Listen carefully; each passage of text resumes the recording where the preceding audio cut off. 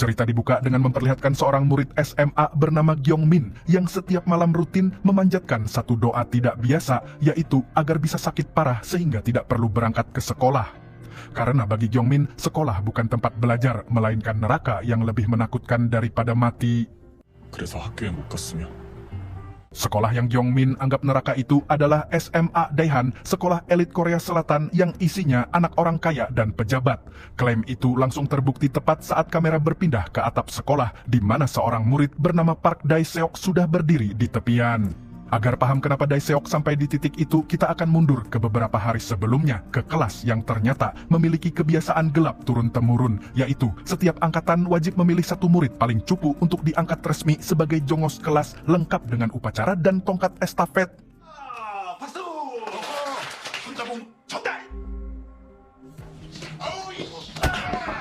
대왕보 전달 박재석입니다. Dae-seok sebenarnya tidak terpilih secara acak, melainkan sengaja dihukum oleh geng kelasnya karena beberapa hari sebelumnya dia berani membela guru pengganti yang sedang menegur seorang siswa paling bandel.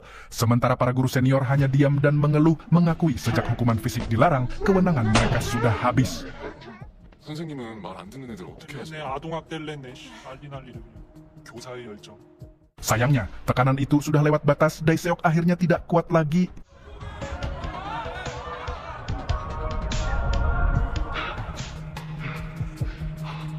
Anehnya, polisi yang datang langsung pulang tanpa nangkap satu pelaku pun. Soalnya, geng pembuli yang mengakibatkan kematian Dae-seok ini dipimpin oleh Ryu Jun-hyung, seorang anak politisi yang kebal dari segala bentuk hukum berkat perlindungan ayahnya. Tak lama setelah kematian sahabat sekelas mereka itu, Jun-hyung bareng tangan kanannya Kim Gwang-soo dengan santainya kembali mengangkat Gyong Min sebagai jongos kelas. Lalu siklus penyiksaan pun dilanjutkan seakan nyawa Dae-seok nggak pernah ada. Di lorong sekolah Gyong Min dipukuli, di kelas dia dipaksa minum alkohol sambil direkam buat koleksi pribadi. Bahkan teknik favorit geng ini lebih licik, yaitu maksa Gyong Min mukul balik supaya rekamannya bisa dipakai sebagai bukti palsu kalau dia nuduh siapa pelakunya.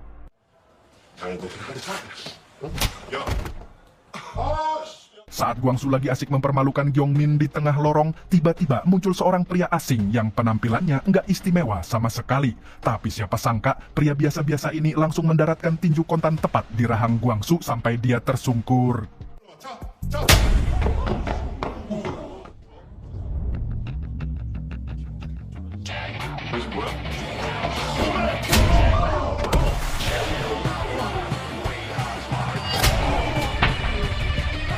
Dialah Nahwajin, pengawas pertama dari sebuah biro baru bernama Biro Perlindungan Hak Pendidikan, disingkat jadi BPHP. Biro ini baru saja dibentuk pemerintah Korea Selatan khusus buat ngurusin sekolah-sekolah yang polisinya sudah disuap nutupin kasus kematian murid sendiri. Dan dengan kewenangan yang ngeri-ngeri sedap, dia bisa nyamar masuk kelas sampai nonjok murid kalau perlu.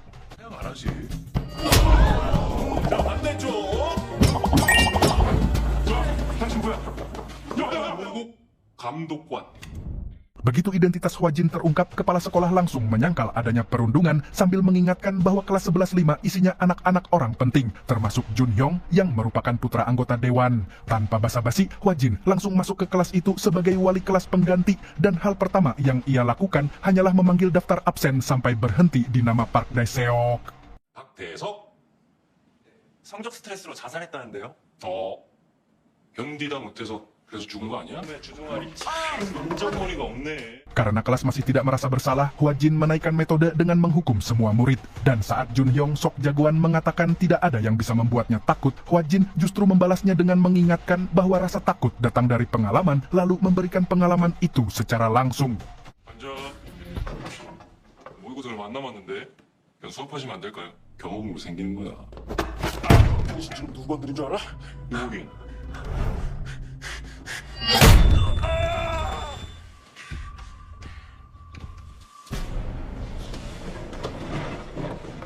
Belum cukup di kelas, Hwajin melanjutkan pembalikan kuasa di kantin, di mana Jun-hyung masih bertingkah seperti penguasa dengan menyerobot antrian dan membuang makanannya.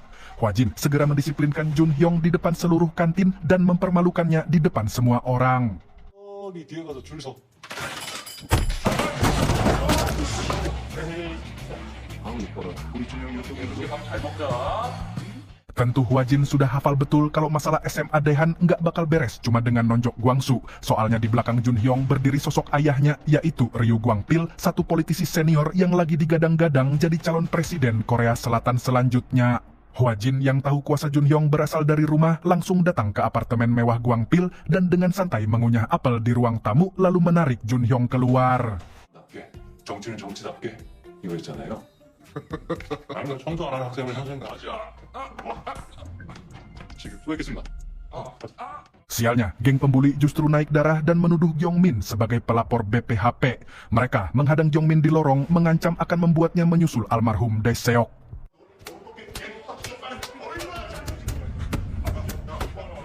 Tekanan berturut-turut itu membuat Gyongmin naik ke atap dalam kondisi pikiran kacau. Tapi untungnya Hwajin muncul tepat waktu memberikan dua pilihan singkat, yaitu Setelah ditenangkan, Hwajin menanyakan kenapa Gyongmin tidak pernah bercerita kepada orang tuanya. Saat itu, Gyongmin hanya melihat pesan ibunya yang berharap harinya menyenangkan dan memilih untuk mengalihkan pembicaraan. 어른한테 얘기를 해. 자, 그런 이유로 오늘부로 달리기 맹 연습한다. Sementara Hwajin mengurus Gyongmin, Gwangpil datang ke Kementerian Pendidikan untuk menekan Menteri Choi sambil mengancam dirinya bisa melakukan apapun demi anaknya. Choi membalas tenang mengingatkan bahwa BPHP dibentuk justru karena 2 tahun sebelumnya ada seorang guru yang dibunuh muridnya sendiri. 시기가 나비는 뭐든 할 수 있습니다. Dan benar saja, tak lama setelah itu skandal Gwangpil meledak di acara politik, mulai dari dugaan suap, pelecehan seksual, hingga pelanggaran properti. Dan saat Gwangpil kembali menyerang sambil menuduhnya sebagai dalang, Choi justru berterus terang dan tatus.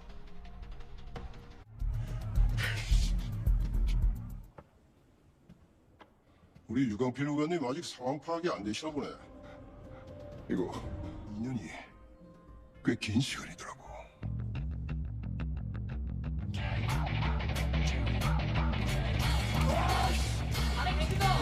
유모군이 동급생을 극단적 선택으로 물건보호국은 기존 교권보호원문을 Begitu backing ayahnya runtuh, status Junhyong di kelas makin hancur dan teman-temannya yang dulu takut langsung membalik ritual jongos kepadanya lengkap dengan tongkat estafet dan label hinaan.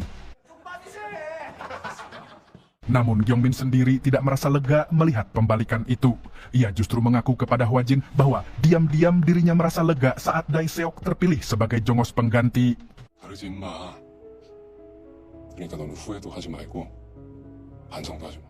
Tidak terduga, Junhyong yang hidupnya hancur akhirnya mengamuk total. Ia menyiram bensin di lorong sekolah dengan niat membakar semuanya.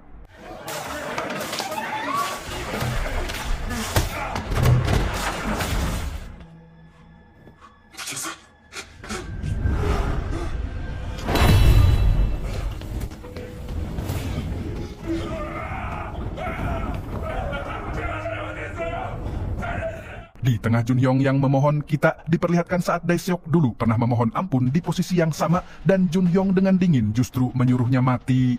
뒤져 그럼.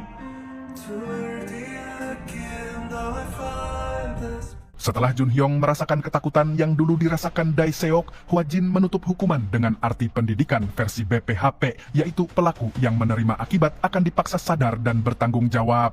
근데 네가 무슨 책임을 진다고 해? 그래야 공평한 거야. 인형을 포함하여 대서기를 괴롭혔던 아이들을 긴급 체포했고 교권국 홈페이지에는 용서가 있지 않는 한 영원히 지워지지 않는다고 했다. Saat SMA Daehan mulai pulih dan publik mengeluh-elukan BPHP sebagai pahlawan baru, kamera tiba-tiba pindah ke sebuah nisan kecil bertuliskan nama Choi Gayun yang ternyata adalah seseorang yang sangat berarti dalam hidup Hwajin di masa lalu. Dan misteri kematiannya masih belum terungkap sampai sekarang.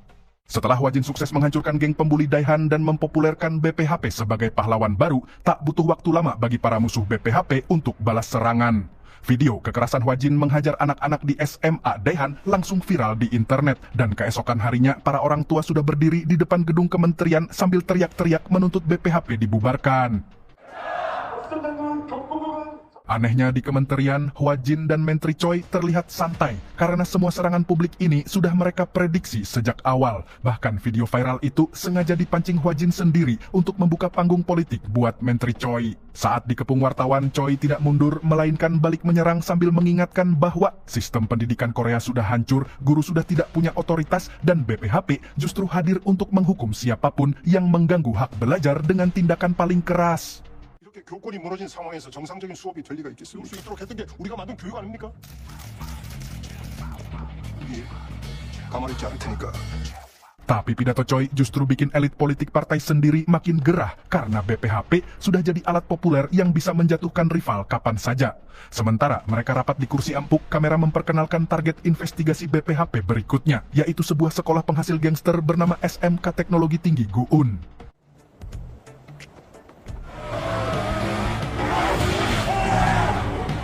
Dan benar saja, baru beberapa detik setelah masuk gerbang, seorang siswa pindahan culun bernama Bong Geun-dae langsung dimintai udut sama gerombolan siswa berandal. Geun-dae yang lugubin polos malah menyerahkan uang 40.000 won sebagai biaya perlindungan, tapi siapa sangka kepolosannya itu justru memunculkan permintaan paling absurd yang pernah didengar pemalak manapun di dunia ini. 내가 보여줄까? 네가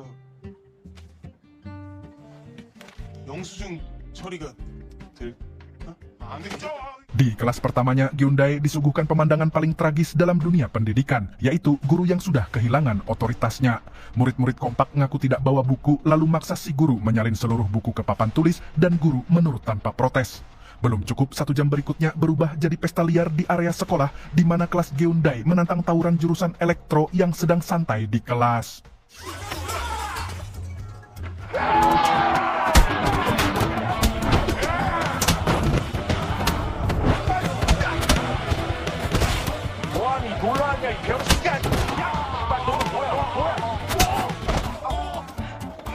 Di tengah kekacauan itu, seorang murid bernama Kim Hyung-ju menjelaskan kepada Geun-dae bahwa sekolah ini sebenarnya arena audisi geng, di mana para pentolan jurusan yaitu Park Seong-hwan dari otomotif dan Cho In-beom dari elektro sengaja bikin onar tiap hari biar dilirik sama bos kelas 12 bernama Jang Kwon-hyuk, gangster muda dengan tato, motor, dan bisnis kriminal puluhan juta won. Di ruang briefing, guru sekolah menghubungi BPHP sambil menegaskan kondisi di sini bukan masalah disiplin, melainkan perang melawan kejahatan. Dengan bukti, guru olahraga mantan atlet judo saja sampai tulang selangkanya patah gara-gara mereka.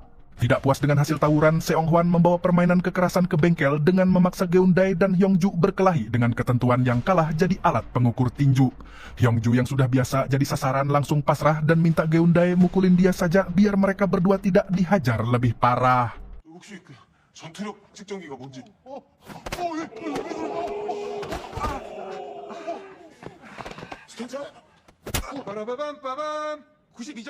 Setelah dipukuli, Hyung-ju justru mengajak Geun-dae ke rumahnya makan mie. Ibunya yang baru pulang kerja dari restoran menyambut Geun-dae dengan hangat, dan ternyata inilah alasan Hyung-ju masih datang ke sekolah neraka tiap hari, yaitu karena sekolah satu-satunya jalan keluar dari kemiskinan. Tepat saat Hyung-ju kembali ke sekolah dengan luka, Hua Jin memperkenalkan diri sebagai pengawas BPHP yang sudah lama menyelidiki Hyung-ju, lalu memberi satu janji yang tidak pernah Hyung-ju dapat dari orang dewasa manapun. 난 교권국 간부과 아니야? Setelah Hyung-ju aman, ternyata Hua Jin diam-diam sudah mengaktifkan operasi penyamaran sejak hari pertama. Murid pindahan culun bernama Geun-dae yang tampak hanya korban palak ternyata adalah Kabak Bong Geun-dae, anggota BPHP yang sengaja dipakai sebagai umpan. Setelah Geun-dae mengirimkan kode dan bukti, mereka memulai rencana dengan memancing amarah para berandal yang sedang makan di kantin. Lalu Geun-dae kabur ke aula sambil dikejar gerombolan yang tergiur hadiah 100.000 won.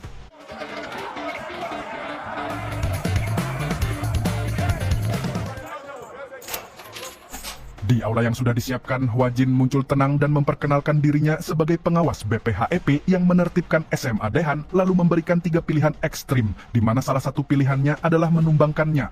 Para berandal yang merasa jumlah mereka cukup untuk ngalahin satu orang, dengan penuh semangat langsung menyerang Hua Jin bersamaan dan...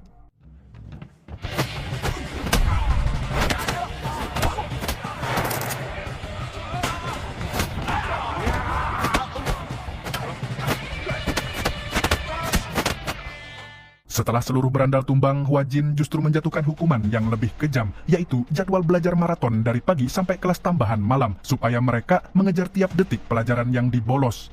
Saat mereka kembali ngeles nggak bawa buku dan nggak bawa pulpen, Hwajin pakai metode dinasti Joseon dengan mengingatkan bahwa tubuh mereka punya tinta cadangan di pembuluh darah. 무술 펜이 없네. 할 수가 있었네. 또 펜 없는 사람 있니? Tapi pelajaran paling traumatis dimulai saat dua pentolan itu protes pelajaran teknik dianggap tidak berguna. Hwajin justru mengabulkan dengan masukin keduanya ke mobil yang remnya sengaja dibikin bermasalah, lalu mobil melaju tanpa kontrol di area sekolah.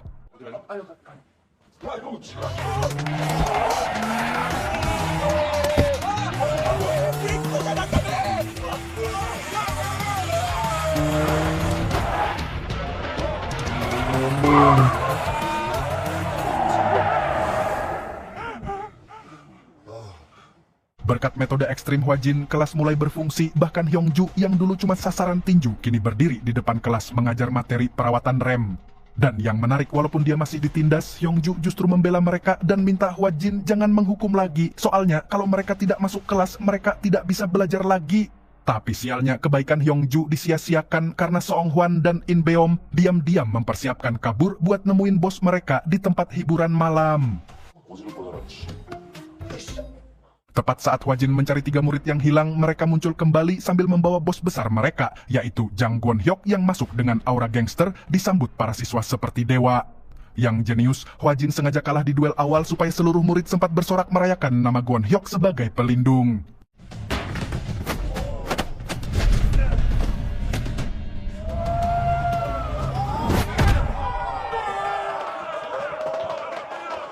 Tepat saat nama Gwon-hyuk mencapai puncak pemujaan, Hwajin bangkit dan menghancurkan nama itu di depan semua orang dengan menjadikan Gwon-hyuk sebagai alat bantu pengajaran.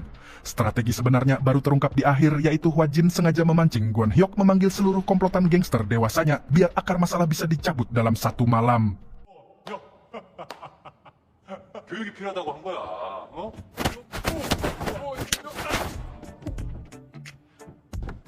Sementara akar geng siap dipancing di studio TV, Menteri Choi balik menghadapi politisi yang menuduh Hwajin tidak pantas memakai latar belakangnya sebagai mantan kapten pasukan khusus untuk ngurusin sekolah. Tapi Menteri Choi membalas dengan kalimat yang menjadi moto BPHP sepanjang series. 감독관이 군인 학생들이 만든 조폭까지 있어요. 괴물로 잡아야 하지 않겠습니까?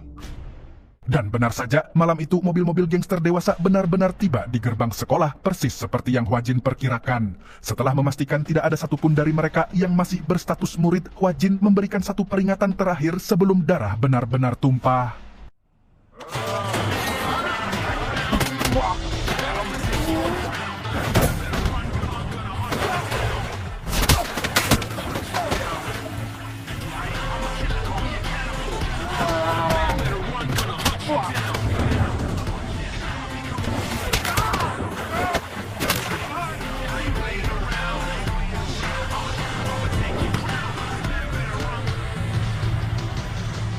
Setelah backing kebanggaan mereka tumbang di depan mata kepala sendiri, para pelaku murid langsung memohon ampun ke Hwajin sambil bilang akan berhenti sekolah. Tapi Hwajin menolak menjadi pusat maaf mereka dan justru menunjuk ke korban sebenarnya, yaitu Hyungju.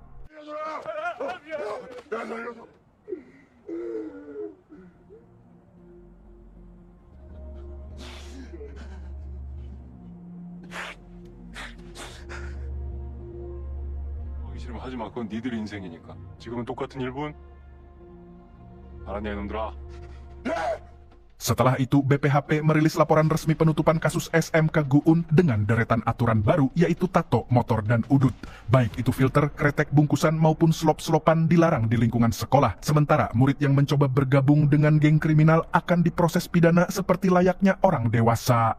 Sementara itu di kantor BPHP, Geundae mengajukan klaim biaya operasional senilai 167.700 won, mulai dari uang palak, kopi, sepatu Nike Air Force, sampai sosis bawang putih yang ikut dirampas selama ia bertugas. Sementara itu lagi, di ruangan lain seorang politisi lawan bernama Hwang Gi-tae yang sejak awal mengincar BPHP, diam-diam sedang membolak-balik foto lama yang memperlihatkan Menteri Choi dan Hwajin yang sama-sama hadir di pemakaman Choi Ga-yun. Luka pribadi pendirian BPHP yang selama ini disembunyikan itu pun akhirnya bakal menjadi senjata politik paling mematikan bagi BPHP.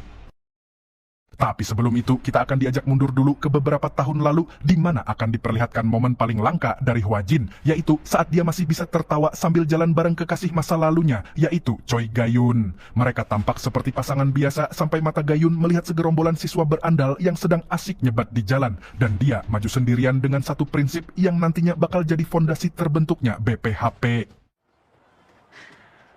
예? 어른이 애들 무서워하면 세상 망하거든. 더군다나 난 선생인데.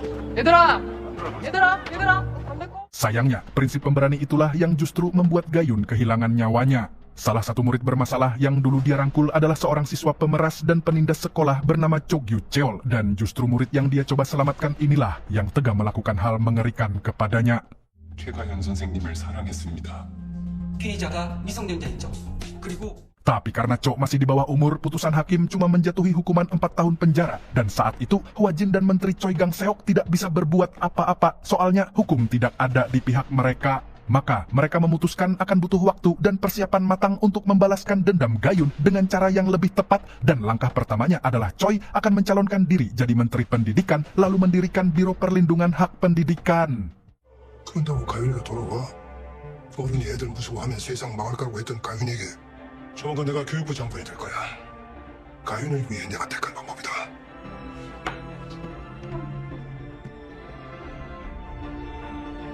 Kembali ke masa kini, kasus berikutnya yang masuk BPHP datang dari SMA Putri Soyeon, di mana seorang guru bernama Pak Ko Yong-suk dituduh menanu-anu siswi sebelum akhirnya COD sama malaikat maut tanpa kasusnya sempat diselidiki. Yang menuduhnya adalah seorang influencer bernama Han Yeri dengan 600.000 followers di medsos, dan dia sengaja menggunakan kelas sebagai tempat nge-live tiap hari. 하늘이 SNS를 보는 사람 60만 명이나. 저녁 너무너무 이쁘죠? Sebelum kasus itu terjadi, kita akan diperlihatkan saat seorang guru bernama Bujung Seon-yong yang menyita ponsel Yeri saat sedang live. Video Bujung langsung diedit dan disebar agar terlihat kasar pada murid. Pak Ko yang merasa bertanggung jawab sebagai wali kelas langsung menasihati Yeri, dan tanpa dia sadari, teguran itulah yang justru jadi kesalahan fatalnya. 선생님이 우연히 본 게 있어서 그래? 왜 그렇게 선생님들한테 부정적인지 모르겠다.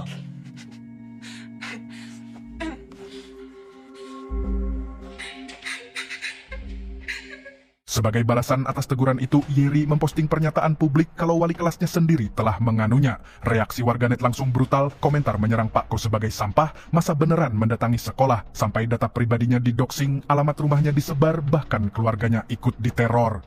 Tak punya ruang sedikit pun buat membela diri, Pak Ko akhirnya ditemukan tewas tanpa pernah penyelidikan resmi dimulai.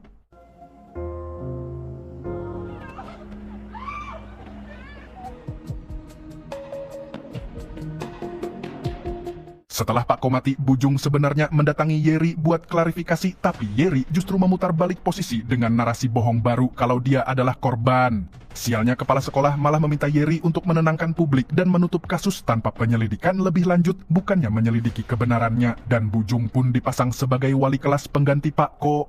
Baru detik pertama dia masuk, Yeri udah nyindir secara tidak langsung kalau berkat kekacauan yang menghancurkan Pak Ko, followernya sekarang melonjak jadi 500.000. Karena kasusnya di sekolah putri dan pusat masalahnya adalah seorang influencer perempuan, Hwa Jin merekrut orang baru, yaitu seorang pengawas perempuan bernama Im Han Rim, mantan sertu pasukan komando perang khusus yang turun langsung sebagai guru praktik matematika di kelas 3-4. Begitu masuk, Han Rim langsung jadi target olok-olok para siswi soal operasi plastik, tapi alih-alih malu, dia justru mengkonfirmasi olokan itu dengan santai dan tenang. 가슴 축소 수술. 제가 취미가 학생은 없어 보이니까 추가 질문에? Setelah itu, Han Rim langsung balas menyerang dengan memerintahkan semua murid menyerahkan ponsel. Yeri menolak karena lagi nge-live, tapi Han Rim langsung mengakhiri siaran itu di depan ribuan penonton sebelum akhirnya memperkenalkan dirinya sebagai pengawas BPHP yang resmi masuk dengan kewenangan menindak siapapun yang melecehkan guru. 학교가 생각했던 것보다 더 개판입니다. 더 이런 것들을 교권 침해로 간주합니다. 똑바로 이발림입니다. Setelah live Yeri dihentikan, penyitaan ponsel langsung diberlakukan ke seluruh sekolah dan SMA Putri Soyeon resmi diumumkan berada di bawah kendali BPHP. Tapi yang lebih jenius, di saat yang sama Hwa Jin masuk ke ruang guru bukan untuk menghibur, melainkan membuka survei resmi siapa saja guru yang sudah lama difitnah, fotonya direkayasa atau data pribadinya disebar oleh muridnya sendiri. 저랑 이만림 감독관에게 주시면 됩니다. Di kantin sekolah, Kabagbong Geundae diperkenalkan ke Hanrim sebagai hacker jenius lulusan KAIST yang akan jadi otak cyber team, sementara Hanrim sendiri sebenarnya adalah ex anak buah Wajin di militer dulu yang sengaja direkrut karena sama-sama sinting untuk ngelawan orang sinting kayak Yeri. Sebelum misi dimulai, Wajin kasih satu aturan paling penting buat Hanrim yang sinting, yaitu dia tidak boleh membunuh siapapun selama misi. Dan kalau ada keinginan membunuh muncul, dia harus menulis kanji sabar 3 kali di telapak tangan dulu sampai keinginan itu hilang. Setelah aturan itu, Geundae langsung diberi tugas paling krusial, yaitu menyelidiki seluruh akun media sosial murid SMA Putri Soyeon yang isinya fitnah dan editan tentang para guru. Hasil investigasi Geundae bikin Hanrim punya amunisi serius. Dia langsung masuk kelas 3-4 sambil menunjukkan bukti foto-foto guru yang diambil ilegal, diedit jadi bahan ejekan dan disebar publik. Saat ditantang murid soal pelanggaran HAM, Hanrim menjawab tegas memang iya, tapi BPHP tetap punya wewenang melakukan itu sesuai dasar pembentukannya. Tepat saat para pelaku digiring ke lapangan, beberapa murid mulai berbisik kalau jangan-jangan tuduhan ke Pak Ko juga rekayasa kayak video Bu Jung. Retakan pertama dalam dominasi Yeri akhirnya muncul. Saat keraguan murid mulai muncul, Yeri buru-buru pakai senjata yang sama dengan yang dipakai ke Pak Ko, yaitu menyebar alamat rumah Bujung ke publik supaya pengaruhnya nggak hilang. Tekanan ini langsung bikin Bujung sampai ke titik mau berhenti dari sekolah dan pindah jadi guru bimbel, tapi sebelum dia menyerah, Wajin mendatanginya dan mengajaknya keluar sekolah. Dia lalu mulai membuka luka pribadinya supaya Bujung tahu dia tidak sendirian. 가르치던 학생한테 목숨을 잃었어요. Pengakuan Wajin itu langsung diiringi memori bahagianya bersama Choi Gayun di hari pemotretan pernikahan mereka, yang akhirnya berakhir di ruang rumah sakit. Tapi yang akhirnya benar-benar mengubah Bujung adalah saat Wajin menunjukkan setumpuk laporan dari murid-murid kelas 3-4 sendiri, yang ternyata mereka diam-diam masih ingin diajar oleh Bujung yang dulu semangat, sekaligus menjelaskan kalau BPHP datang bukan demi Pak Ko, melainkan demi Bujung dan murid-muridnya. 진짜 피해자는 그 아이들 아닐까요? 그리고 그 아이들을 구할 수 있는 유일한 사람이 부탁드리겠습니다.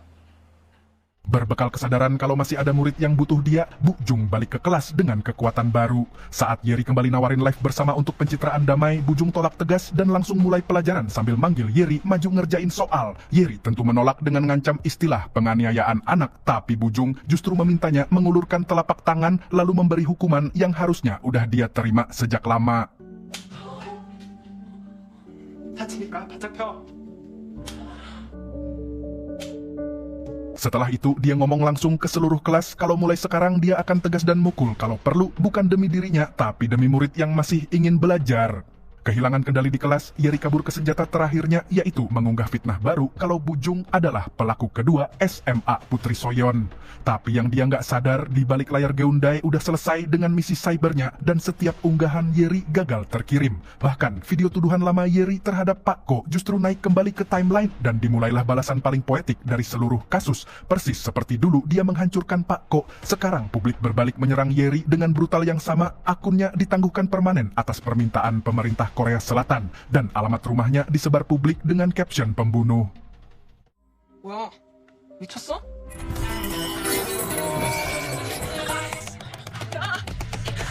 이거 아니야. 잠깐만. 아우 어떡하냐고.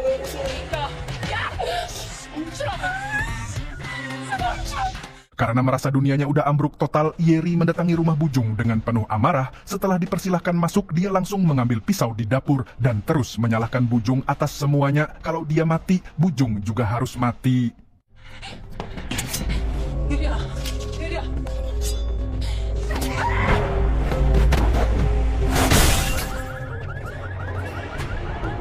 Hanrim segera masuk ke apartemen dan langsung menghadapi Yeri sendirian, dan dia sebenarnya sangat ingin membunuh Yeri di tempat. Untungnya dia masih bisa menahan amarahnya dengan aturan sabar dari Hwajin tadi, dan dia kasih hukuman paling kejam untuk Yeri bukan dengan dibunuh balik, melainkan dibiarkan hidup sambil setiap detik merenungi akibat perbuatannya.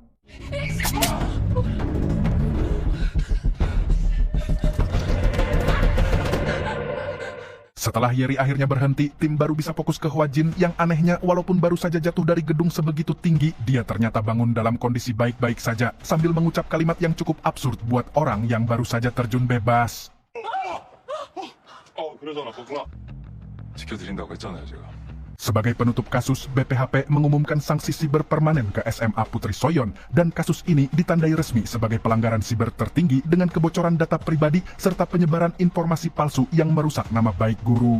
Tapi tepat saat kasus tampak selesai, Hwang Gi-tae yang sejak awal mengincar BPHP akhirnya menemukan amunisi paling mematikan dari foto pemakaman yang dia pegang. Dia langsung memanggil pers nasional dan membuka fakta yang selama ini disembunyikan BPHP kalau Menteri Choi Gang-seok adalah ayah dari guru yang tewas dulu, sementara Hwa Jin adalah tunangannya, sehingga seluruh tindakan BPHP selama ini bukanlah untuk martabat pendidikan, melainkan dendam pribadi keluarga yang berduka, persis seperti yang sebenarnya sudah mereka rencanakan sejak awal. Tepat setelah pemberitaan itu, Han Rim menahan Hwa Jin di koridor BPHP dan menanyakan apakah seluruh berita itu benar, yang langsung dijawab Hwa Jin singkat tanpa pembelaan bahwa semuanya memang benar. Sementara di sisi lain, Geun-dae justru sedang mencoba kabur dengan mengajukan surat mutasi karena ia menilai timnya terlalu aneh dan brutal. Anehnya, Menteri Choi yang membaca surat itu tidak marah, melainkan justru memuji jenis fontnya. 이론적으로 그 어떤 반박도 못할 정도예요. Di ruang rapat itu pula, kasus baru BPHP terbuka, yaitu video laporan dari SMA Bahasa Asing Chukmyong, di mana seorang murid bernama Park Hyun-ung terlihat menyerang gurunya Cheon Sang-yeol di hadapan seluruh teman sekelasnya. Di permukaan kasus ini tampak sederhana, yaitu murid bermasalah yang menyerang gurunya tanpa alasan masuk akal. 아니 제가 언젠가 만나 뵙게 되면 꼭 감사하다고 인사를 드리려고 했었거든요.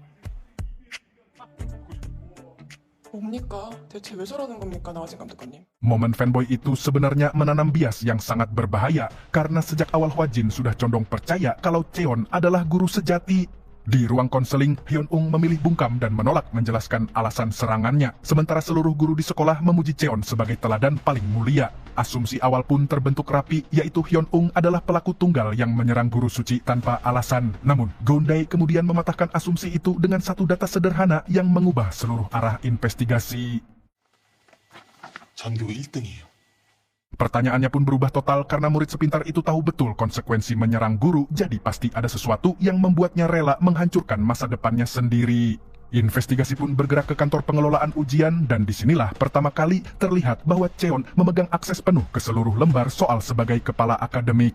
Dari benang merah itu, pola sabotase Cheon terhadap Hyun-ung pun terbuka berlapis-lapis, yaitu kelas khusus palsu yang menyita waktu belajar Hyun-ung dengan materi tak berguna, restoran orang tuanya yang mendadak dilaporkan tak berizin setelah Cheon datang berkunjung, sampai tutor privatnya yang berhenti mendadak setelah Cheon menanyakan identitasnya. 3 jalur penghidupan Hyun-ung dimatikan secara sistematis sampai akhirnya ia terdesak ke titik di mana satu-satunya pelampiasan yang tersisa adalah memukul orang yang melakukan semua itu. Di luar, Cheon justru masih memainkan citra guru suci sempurna, bahkan sampai terlihat memungut batu di jalan agar muridnya tidak tersandung. Sementara Hwa Jin yang masih terpukau bercanda akan mendukung Cheon menjadi kepala dinas pendidikan. Tepat di titik inilah Han Rim akhirnya tidak tahan lagi dan menegur seniornya secara terbuka karena Hwa Jin sudah terlihat seperti datang bertemu selebritas, bukan seperti pengawas yang sedang menyelidiki kasus serius. 본질에 관심이 없어 보이십니다. 모든 것은 학생들 잘못이다 여기고 계신 거 아니에요? 복수심 때문에 아무것도 안 보이시는 겁니까? 여기서 그만둬도 좋다. Sementara di sisi lain, Hwa Jin mengirim Geun-dae menyusup ke bimbel Noavis yang ternyata menjadi simpul seluruh murid elite Chukmyong. Penyamarannya sebagai calon murid hampir terbongkar staf. Untungnya tepat di detik kritis itu, seorang murid memanggil namanya, dan murid itu ternyata Kim Hyung-ju dari SMK Gu-un. Hyung-ju bercerita santai kalau di sekolah kini ia tidak lagi diganggu meski perkelahian masih sesekali terjadi. Di momen itu Seong-hwan dan In Beom yang kebetulan lewat pun menyapa mereka, dan akhirnya mereka makan malam bersama di sebuah restoran sambil mengenang masa lalu. Sementara itu, kita juga akan diperlihatkan asal-usul kenapa Han Rim bisa begitu setia kepada Hwa Jin, di mana Han Rim saat remaja dulu pernah dikejar para murid pengganggu setelah mencoba membela seorang anak yang dikucilkan. Tepat saat ia terpojok, Hwa Jin muncul berseragam tentara, namun alih-alih langsung menghajar para pengganggu, ia justru menunggu Han Rim sendiri yang berani meminta tolong terlebih dulu, karena itulah prinsipnya. 도움의 시작은 도와달라고 부탁하는 것부터.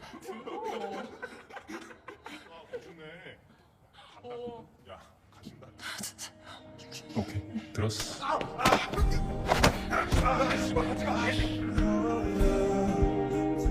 Kembali ke kasus, Hwa Jin akhirnya mengonfrontasi Cheon langsung dengan satu pertanyaan kunci, yaitu siapa yang paling diuntungkan kalau Hyun-ung tidak ikut ujian, dan jawabannya jelas, yaitu bimbel Noavis serta seluruh murid elit yang akan otomatis naik peringkat. Lebih dalam lagi, Hwa Jin menyeret nama Han Yeri, korban Cheon dari sekolah sebelumnya yang juga dipersiapkan masuk Chukmyong tetapi gagal lewat pola sabotase yang sama persis.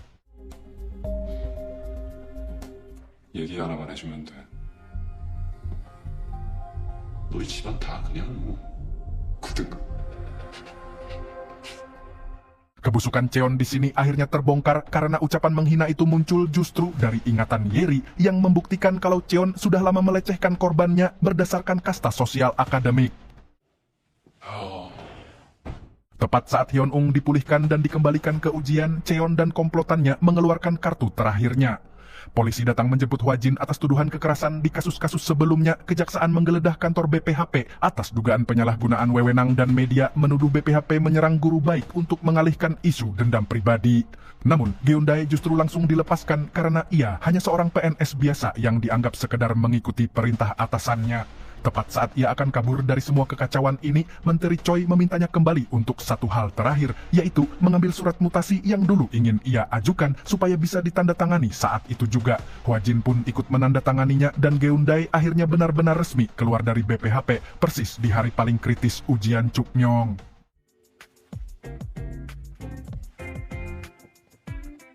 Sementara seluruh BPHP terkunci di tahanan, Cheon yang merasa sistemnya aman menjalankan transaksi paling kotornya dengan menyerahkan langsung kunci jawaban UTS ke Ibu Jung Soo-jong dengan imbalan dukungan dana untuk pencalonannya sebagai kepala dinas pendidikan.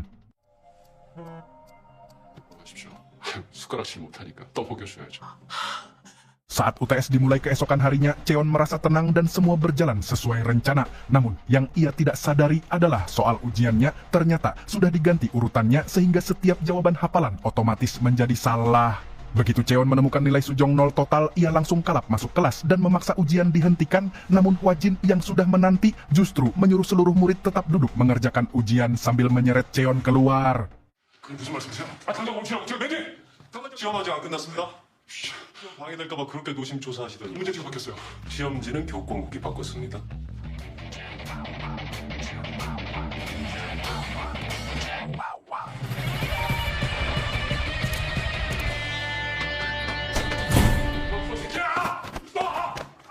맞습니다.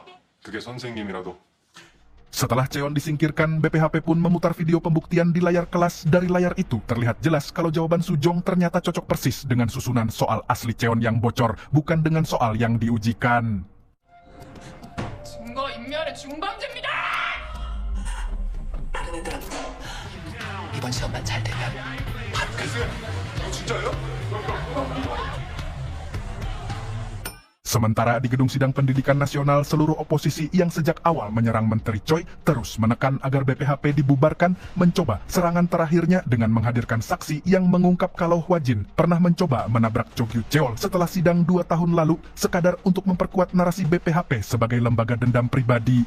Namun, alih-alih membela diri panjang, Menteri Choi justru membalik panggung sidang menjadi pengadilan untuk Cheon dan komplotannya dengan membongkar daftar nama orang tua elit yang terlibat manipulasi nilai Chukmyong, mulai dari istri pemimpin grup besar, mantan pejabat pajak dan jaksa, sampai anggota dewan aktif. 이거부터 짚고 넘어가야 할 것 같습니다. 얼마 전 교권 보건 충명 외고에 대한 시험 문제를 미리 유출하는 것도 모자라 이번 함께 성적 조작에 참여한 학부모 명단을. Dan inilah jawaban sekaligus prinsip yang BPHP pegang sejak awal, karena dendam mereka tidak buta, melainkan diarahkan tepat kepada sistem yang menghancurkan korban. Sebagai penutup, Menteri Choi mengumumkan larangan bepergian ke luar negeri untuk seluruh pelaku. Sementara di sekolah, Hyun-ung yang sudah dipulihkan martabatnya hanya disuruh Hwajin kembali belajar seperti biasa. Cheon sendiri akhirnya resmi ditahan dan dijebloskan ke penjara bersama seluruh komplotan wali murid elitnya. Namun tepat saat kasus tampak benar-benar selesai, Hwajin justru menariknya untuk satu pertemuan terakhir untuk menghadapkannya langsung dengan korban paling parah yang sudah ia hancurkan sebelumnya, yaitu Han Yeri. 당신이 한 아이의 인생을 어떻게 망치게 했는지 보여주려고.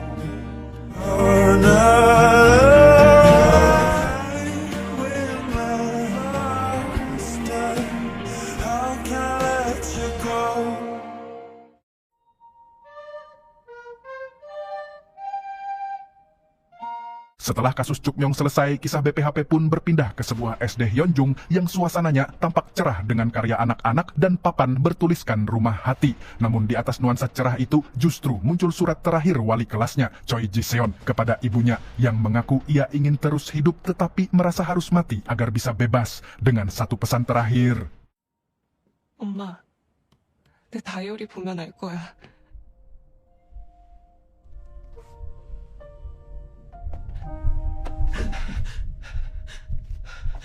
Untungnya tepat sebelum tragedi itu benar-benar terjadi, BPHP justru lebih dulu masuk dan memanggil Ji-seon untuk menjalani tes psikologis guru, yang ternyata hasilnya langsung membuatnya dilarang mengajar mulai keesokan harinya. Dan ini bukanlah langkah sembarangan karena ibunya sendirilah yang lebih dulu datang ke BPHP, membawa diary putrinya sambil memohon agar lembaga itu menyelamatkan anaknya sebelum semuanya terlambat. 제발 좀 살려주세요. Walaupun mentalnya sudah hampir runtuh, Ji-seon yang memang seorang guru muda yang lembut, sabar dan tulus mencintai murid-muridnya justru masih lebih khawatir pada murid-muridnya daripada dirinya sendiri. Untungnya, Hanrim pun menenangkan dia dengan mengaku kalau BPHP sudah menyiapkan pengganti yang sangat menakutkan untuk kelas itu. Keesokan harinya di kelas 1-3, pengganti menakutkan yang dijanjikan Hanrim itu ternyata tidak lain adalah Wajin.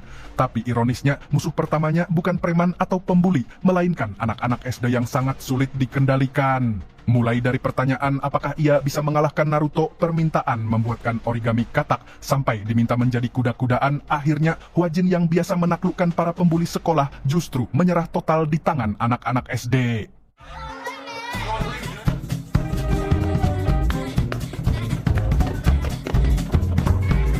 Sesampainya di rumah, ia langsung terkapar lemas sambil memandang foto mendiang Gayun, lalu bertanya satu hal kepadanya.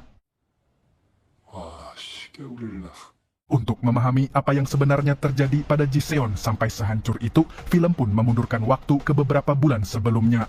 Saat itu, Ji-seon baru pertama kali memperkenalkan diri sebagai wali kelas, lalu mengajar muridnya cara mengungkapkan perasaan. Di antara murid-murid itu ada seorang anak pendiam bernama Kim Ujin, di mana ibunya pada saat itu terlihat sangat ramah, sopan, dan perhatian, sampai-sampai meminta izin menghubungi Ji-seon lewat aplikasi Talkmate sambil menanyakan tempat tinggalnya yang waktu itu terasa seperti basa-basi biasa. Sayangnya, jalur komunikasi yang awalnya tampak wajar itu dengan cepat berubah menjadi alat kontrol. Mulai dari larangan menyuruh Ujin maju ke papan tulis, larangan mencoret jawaban salah dengan garis miring, larangan kata jangan, larangan membentak kelas, sampai permintaan supaya Ji-seon selalu membela Ujin apapun yang terjadi. Tekanan itu pun tidak berhenti di ruang kelas karena ibu Ujin juga mulai menguntit akun media sosial Ji-seon, lalu menulis komentar yang melecehkan pakaian, gaya hidup, sampai aktivitas pribadinya. Demi muridnya, Ji-seon akhirnya memilih menghapus seluruh akunnya tanpa perlawanan, yang sayangnya justru membuat ibu Ujin makin merasa berkuasa atas dirinya. Meski kehidupan pribadinya mulai dihancurkan, Ji-seon tetap berjuang membangun ruang aman untuk anak-anaknya dengan mengubah kelas kosong menjadi rumah hati lengkap dengan tenda kecil, lampu hangat, dan sudut khusus untuk ekspresi perasaan.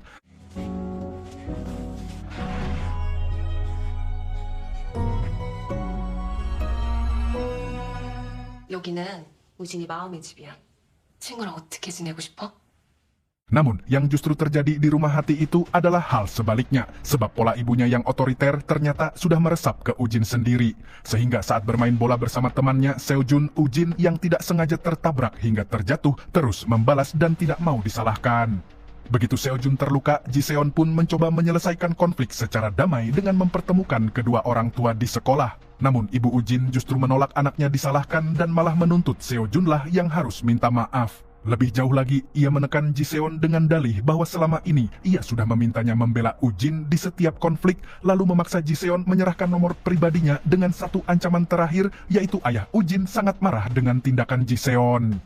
아니요, 그런 게 아니고요. 지금 애 아빠 불러요? 네? Setelah memperoleh nomor pribadi itu, ibu Ujin pun tidak lagi terikat jam kerja sekolah, dan dia mulai menelepon Ji-seon berulang-ulang tanpa henti, bahkan beberapa kali datang langsung ke tempat-tempat pribadi Ji-seon untuk menekan.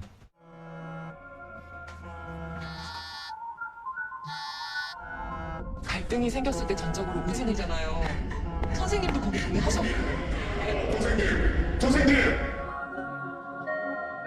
Tak lama setelah itu, tekanannya bahkan masuk sampai ke dalam ruang kelas sebab ayah Ujin sendirilah yang datang di tengah jam pelajaran lalu memanggil Ujin dengan kasar dan menyeretnya keluar paksa. Sementara Ji-seon yang berusaha mencegah malah semakin diintimidasi dan anak-anak lainnya pun ketakutan menangis di belakangnya. Bukannya minta maaf atas keributan di kelas itu, ibu Ujin justru memutar balik posisi dengan memakai senjata paling mematikan, yaitu hukum. Ji-seon yang seharusnya menjadi korban malah menerima surat panggilan sidang sebagai terdakwa kekerasan terhadap anak, sedangkan ibu Ujin merasa santai mengajukan tuduhan apapun, karena baginya kalau ternyata salah, ia tinggal minta maaf saja. 원하시는 게 제가 그만두는 건가요? 그럼 사과해야죠 뭐. 그게 끝이에요. 법이 그렇거든요. Dari sinilah segalanya runtuh sebab tuduhan itu langsung meledak di forum orang tua sampai nama dan nomor telepon Jiseon disebar luas ke publik. Orang tua lain pun mengancam tidak akan menyekolahkan anaknya selama Jiseon mengajar dan parahnya kepala sekolah sendiri mengaku tidak mampu lagi mempertahankannya. Tekanan bertubi-tubi itulah yang akhirnya membuat Jiseon benar-benar runtuh sampai membawanya ke titik surat terakhir di awal episode tadi. Kembali ke masa kini, tim BPHP membaca akar masalahnya dan ternyata semua ini jauh lebih dalam dari sekadar satu orang tua murid yang bermasalah. Soalnya data menunjukkan ada belasan ribu guru yang dilaporkan atas kekerasan anak setiap tahun, namun hanya sekitar 1,5% yang akhirnya benar-benar diadili. Dari celah inilah Menteri Choi akhirnya melihat ketimpangan sistematis yang nyata. 학대법이 규정하는 정서적 학대의 기준이 모호하다는 거예요. Sementara itu, di ruang terapi rumah sakit, Jiseon yang dulu dikenal sebagai guru ceria, kini hanya bisa duduk lemah tanpa tenaga. Hwajin yang melihat dampak nyata penindasan ini pun menegaskan satu kesimpulan yang nantinya akan menjadi pegangan untuk seluruh misinya kepada Ibu Ujin. Sebagai langkah pertama, Hwajin masuk kelas sebagai wali kelas baru, lalu sengaja meminta Ujin maju mengerjakan soal di papan tulis. Tindakan kecil itu sudah cukup memancing Ibu Ujin datang pagi-pagi keesokan harinya. Namun di luar dugaan, Hwajin justru menyambutnya dengan sangat tenang, memuji Ujin pintar, memuji ibunya, dan menyetujui seluruh tuntutannya tanpa membantah sedikit pun. Setelah Ibu Ujin pulang dengan merasa menang, disinilah jebakan sebenarnya mulai berjalan. Yang anehnya, Hwajin justru balik menelepon Ibu Ujin terus-menerus dengan pertanyaan absurd, mulai dari boleh tidaknya membangunkan Ujin yang tertidur di kelas, sampai cara menandai jawaban salah supaya tidak melukai perasaan Ujin. Sampai akhirnya Ibu Ujin sendirilah yang menyerah dan meminta Jiseon memakai garis miring saja yang justru adalah hal yang dulu ia larang habis-habisan.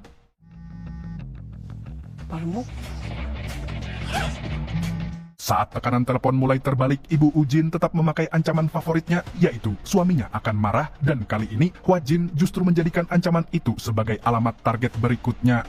Tepat keesokan harinya, ia datang langsung ke bank tempat ayah Yujin bekerja, lalu berakting menjadi guru ketakutan yang memohon ampun di hadapan seluruh nasabah dan rekan kerja.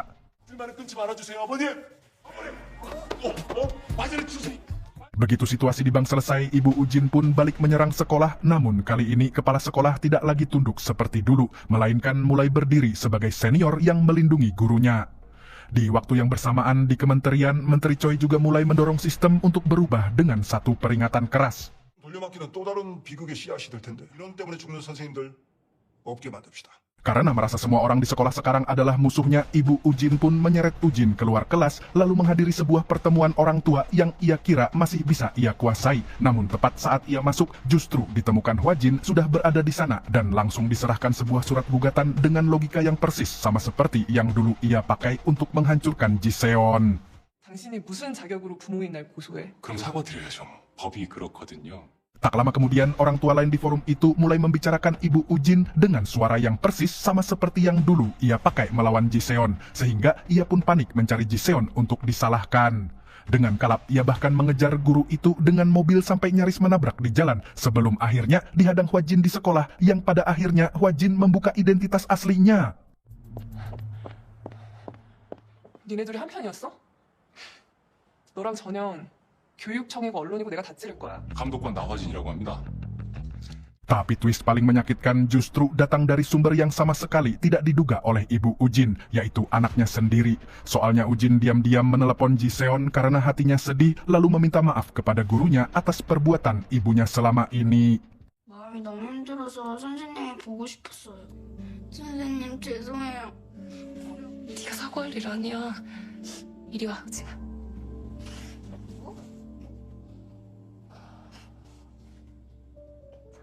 Setelah kebenaran akhirnya terbuka, kelas Jiseon perlahan pulih dan kasus pun masuk ke ranah hukum nasional. Di forum sidang, tindakan Ibu Ujin diuraikan sebagai rangkaian pidana lengkap, mulai dari pemaksaan, penguntitan, penghinaan, sampai penganiayaan yang menyebabkan korban mengalami depresi berat dengan satu pertanyaan moral yang menusuk seluruh sistem pendidikan. Sebagai jawabannya, Menteri Choi pun menyampaikan pernyataan resmi atas nama negara di hadapan media nasional, sekaligus mengakui kegagalan sistem yang selama ini membiarkan para guru menanggung penindasan sendirian. 매년 선생님들 대상으로 건강 검진을 실시하여 스스로 생을 마감하신 선생님들, 교육 시스템의 부재로 인해 보호받지 못하고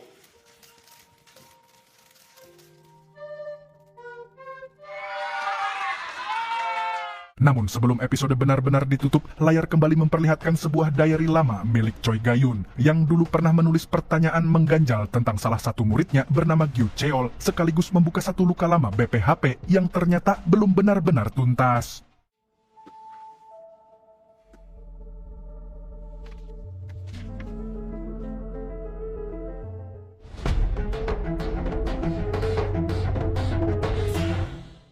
Kemudian kisah akan menukik ke akar luka paling personal yang dipendam BPHP selama 2 tahun.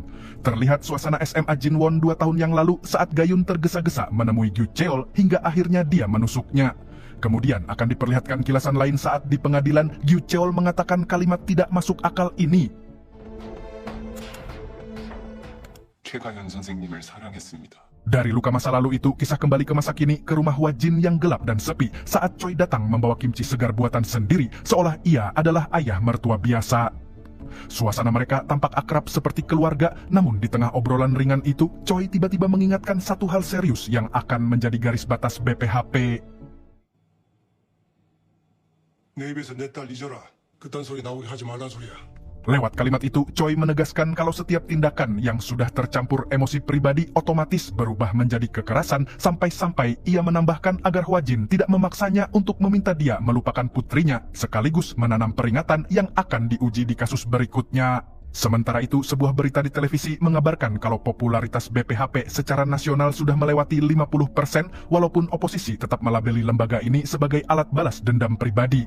Pertanyaan moral itu pun langsung diuji di malam yang sama, karena saat tim BPHP melintas di jalanan kota, mereka justru memergoki sekelompok siswa berseragam yang sedang berusaha mencuri sebuah mobil dengan seorang siswi dalam kondisi teler.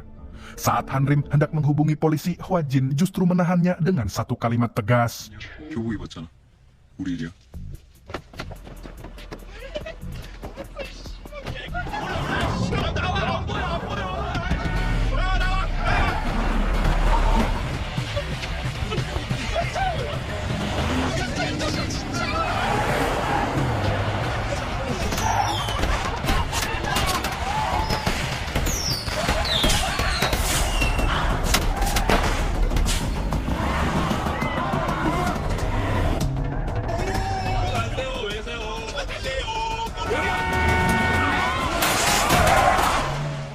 Setelah manuver berbahaya yang panjang, mobil curian itu akhirnya berhasil dihentikan paksa, dan ketika Hwa-jin bertanya siapa mereka, salah satu dari mereka justru menjawab dengan satu kalimat yang menjadi tameng utama mereka selama ini. 야, 니들 뭐야?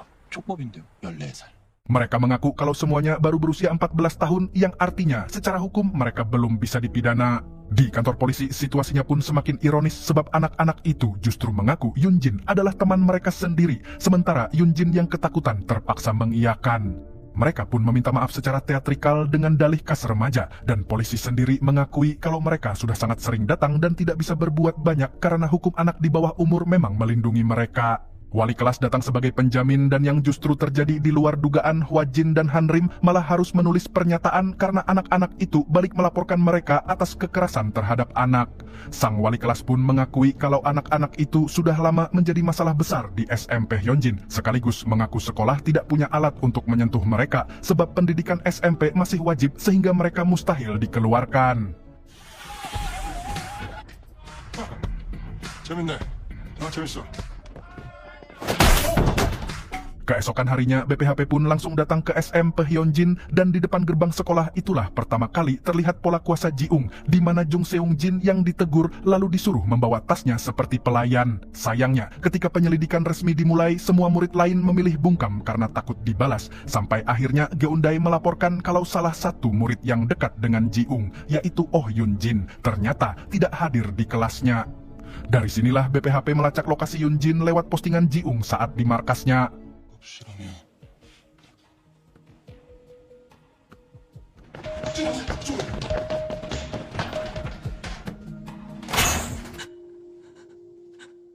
Begitu loker terbuka, Yunjin pun ditemukan dalam kondisi lemah dan ketakutan yang langsung membuktikan kalau klaim kami berteman yang dipakai di kantor polisi semalam sebelumnya hanyalah kebohongan total. Di ruang UKS, Hanrim mulai mempertanyakan kondisi aneh Yunjin yang tampak teler padahal tidak berbau alkohol. Ketika memeriksa tasnya, ia menemukan sebotol obat yang langsung disebut Yunjin sebagai suplemen biasa. Namun, Hanrim justru pura-pura ingin meminumnya. Yang anehnya, Yunjin malah panik dan melarang keras, sehingga Hanrim pun sadar kalau ini bukan suplemen biasa. Dari sinilah Yunjin menjelaskan bagaimana dia bisa terjebak. Awalnya, Yunjin hanyalah murid biasa yang ingin punya tubuh ideal, diet, dan tekanan ingin terlihat populer bersama teman-teman perempuannya. Sampai akhirnya, Jiung mendekati mereka dengan satu tawaran.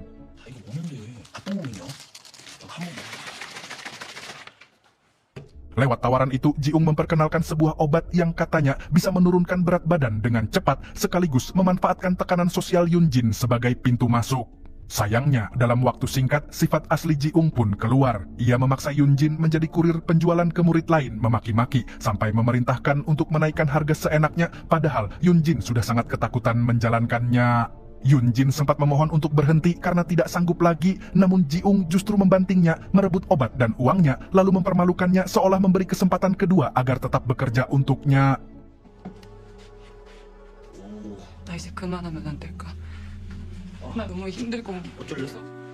기회 한 번 더 줘? Karena tidak punya pilihan lain, akhirnya Yunjin mencoba jalur terakhir, yaitu kotak laporan polisi sekolah. Sayangnya, laporan itu hanya membuat Jiung dipanggil sebentar lalu dilepaskan dengan peringatan ringan, dan ia kembali ke kelas sambil langsung menyebut nama pelapor.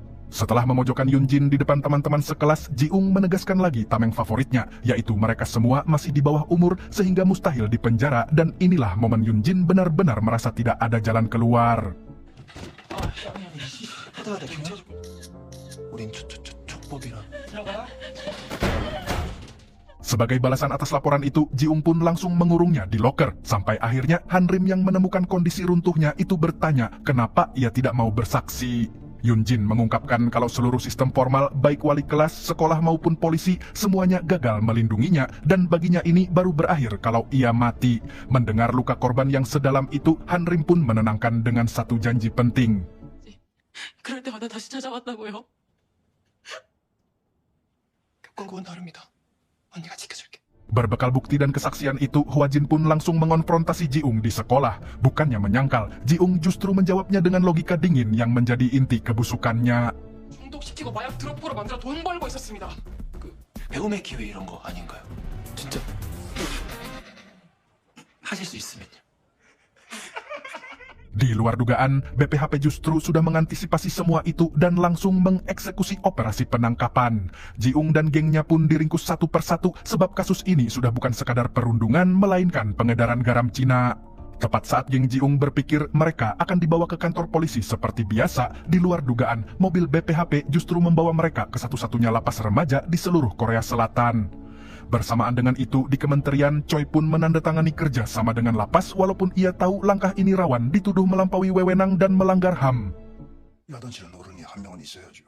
Begitu sampai di lapas, anak-anak itu pun langsung menjalani proses masuk yang membongkar habis rasa superior mereka, mulai dari pencatatan identitas, pelepasan barang berharga seperti anting dan kalung, sampai pemeriksaan tubuh ketat yang sama sekali tidak peduli soal status sosial, jumlah pengikut media sosial, sampai usia tameng mereka, semuanya tidak lagi punya nilai di sini.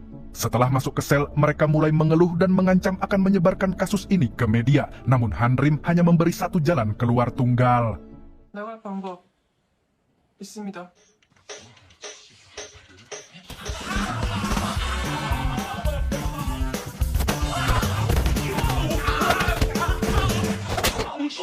그래서 또 덤벼줘? Setelah kalah dari Hanrim, hukuman sebenarnya pun baru dimulai, yaitu rutinitas lapas yang tidak bisa ditawar. Mereka dibangunkan pukul 6:30, mengikuti cek kehadiran, sarapan, kelas olahraga, kerja sosial, mencabut rumput, sampai kelas komputer dan latihan fisik, dan setiap kesalahan kecil seperti menguap atau menaruh pulpen di bibir langsung dihukum lari ke lapangan. Sayangnya, hukuman fisik belum apa-apa dibandingkan apa yang menanti di kantin. Di sana, petugas mengumumkan satu aturan baru dengan nada mengejek di hadapan seluruh napi kriminal dewasa. 살인. 식사하면서 존나 살인. 자, 오늘부터 식사는 여기 촉법 소년들이 제일 먼저 한다. Lewat aturan itu, status anak di bawah umur yang selama ini menjadi tameng mereka justru berbalik menjadi sumber penghinaan. Soalnya, seluruh napi memperhatikan dengan tatapan mengintimidasi. Lebih buruk lagi, Hwa Jin sengaja memberikan semua lauk utama seperti olahan sosis kepada geng Jiung, sehingga napi lain cuman kebagian kimchi, acar lobak, dan sisa salad yang membuat mereka semakin dibully. Setelah itu, mereka dipaksa mencuci piring berminyak. Dalam momen itu, mereka berpikir jika bisa menghubungi orang tua mereka, mungkin mereka bisa bebas. Sialnya, saat Jiung disuruh untuk segera mencuci piring oleh senior, dia malah bersikap berani dengan menantang senior pengawas piket tanpa tahu siapa senior itu.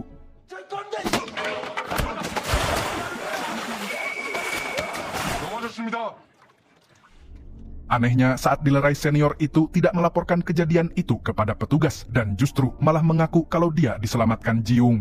Setelah kejadian itu, Hwa Jin sendirilah yang memberitahu Jiung kalau senior tadi adalah Kim Soo-gyom, yaitu ex-korban pembulian yang dulu membunuh semua pembulinya sekaligus menjadi tahanan paling ditakuti di lapas itu. Untuk pertama kalinya, Jiung berhadapan dengan ex-korban yang sanggup membalas sampai membunuh, dan seluruh rasa kebal yang biasa ia banggakan langsung hilang seketika.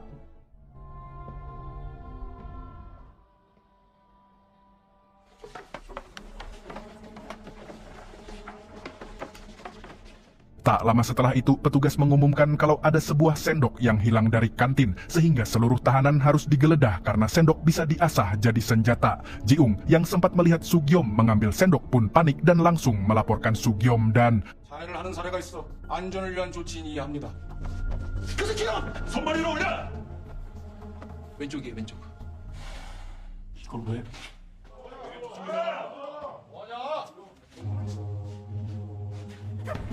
난 이미 여기서 법정 최고형 받았거든. 그래서 나 이제부터 여기가 지옥이고 여기 나 같은 애들 엄청 많아. Di luar lapas, berita anak-anak yang dipenjara akhirnya sampai ke telinga orang tua dan mereka pun langsung menyerbu Kementerian Pendidikan dengan tuduhan pelanggaran HAM serius. Choi yang dikejar di koridor justru menjawab dengan satu kalimat sarkastis yang sangat tajam.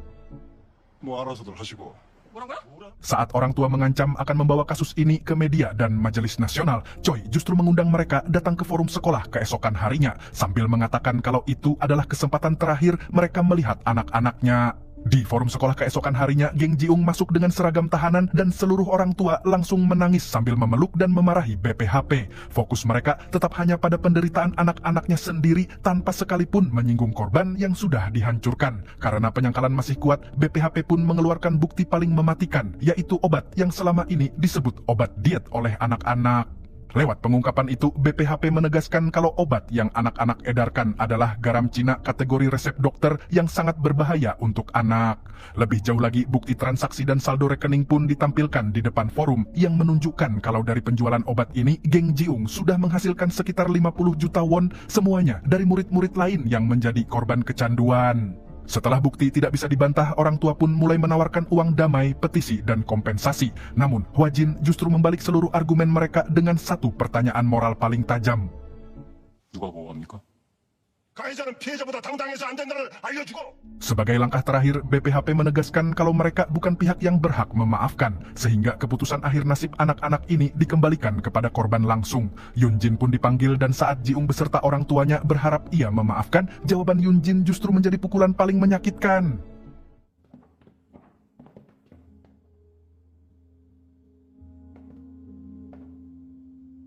니네 때문에 하루하루가 편한 날이 없었어. 나도 학교 다니고 싶어.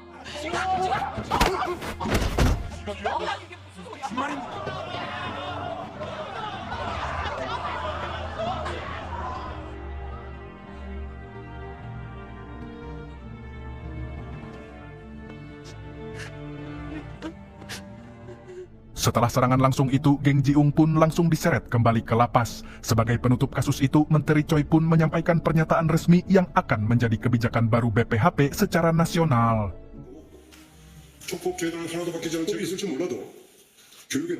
Setelah seluruh kasus selesai, suasana pun berpindah ke lapangan lapas yang jauh lebih tenang, di mana Hwa Jin datang membawa beberapa kaleng Coca-Cola untuk para napi yang telah bekerja sama selama kasus ini.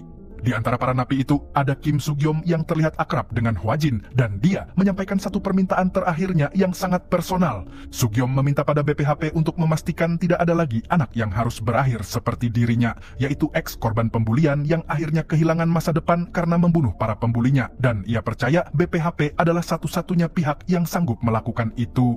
Namun sebelum kasus ini benar-benar ditutup, Ji-ung yang masih merenung dihampiri oleh seorang napi senior. Napi senior itu pun langsung menanyai Ji-ung apakah ia mengenal bos sebuah jaringan kriminal bernama Geng BS. Ji-ung mengaku kenal sambil bersumpah tidak akan pernah membongkar nama itu kepada siapapun, namun napi senior justru memberi peringatan kalau bosnya sangat berhati-hati dan...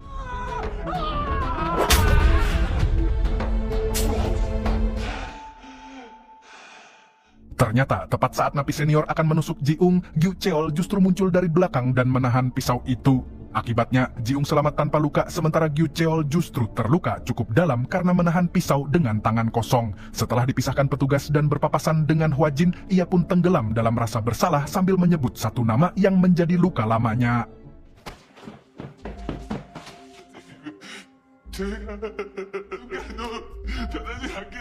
Gyu Cheol kembali menyesali perbuatannya kepada Bu Choi Gayun sambil terus meminta maaf seperti orang yang hidup dengan dosa besar terhadap gurunya itu. Setelah luka Gayun terbuka kembali, Choi pun mengajak Hwajin ke mobil dan menegurnya secara langsung dengan satu pertanyaan tajam yang akan menjadi garis batas. Sementara itu, di kantor BPHP, Choi sedang membahas investigasi narkoba dan perjudian, sampai akhirnya seorang ayah tiba-tiba menerobos masuk membawa setumpuk berkas. Sang ayah menjelaskan kasus putranya yang bernama Lee Jae-yun yang terjebak judi online sampai hutangnya tembus 85 juta won.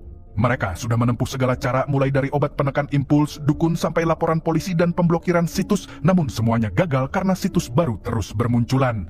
Lebih parahnya lagi, sang ayah sampai dipermalukan rentenir di kantor dan kehilangan posisi kerjanya.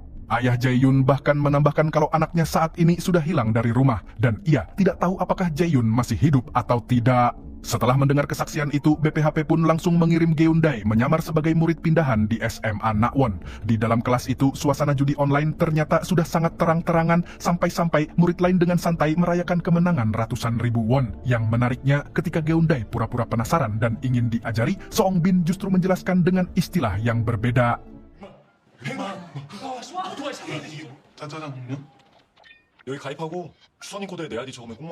Seong Bin sengaja menggunakan istilah game untuk membungkus judi online supaya remaja tidak merasa bersalah saat bermain, dan dari sinilah ia mulai menjerat Geun-dae lewat bonus pendaftaran dan kode referral, persis seperti yang ia lakukan ke Jae-yun.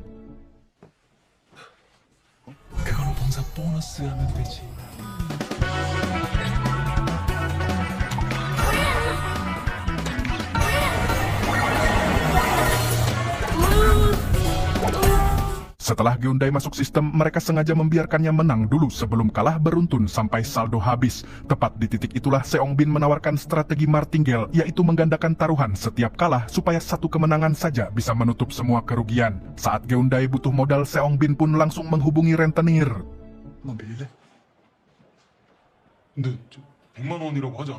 Inilah jebakan sebenarnya, soalnya dari pinjaman 1 juta won yang Geun-dae minta, uang yang masuk hanya 800.000 karena langsung dipotong bunga awal 20%. Lebih parahnya lagi, dengan bunga harian 3%, hutang itu akan membengkak menjadi 2,4 juta sebulan, 19 juta dalam 100 hari, sampai 48 miliar won dalam setahun. Karena nomor orang tua Geun-dae sudah dicatat oleh rentenir, panggilan penagihan pun masuk ke Han-rim yang didaftarkan sebagai ibunya. Han-rim sengaja memancing penagih dengan menolak membayar supaya BPHP bisa melacak sampai ke bos besar. Sialnya, saat pengawasan dimulai, Han-rim justru teralihkan oleh warung tteokbokki di pinggir jalan dan...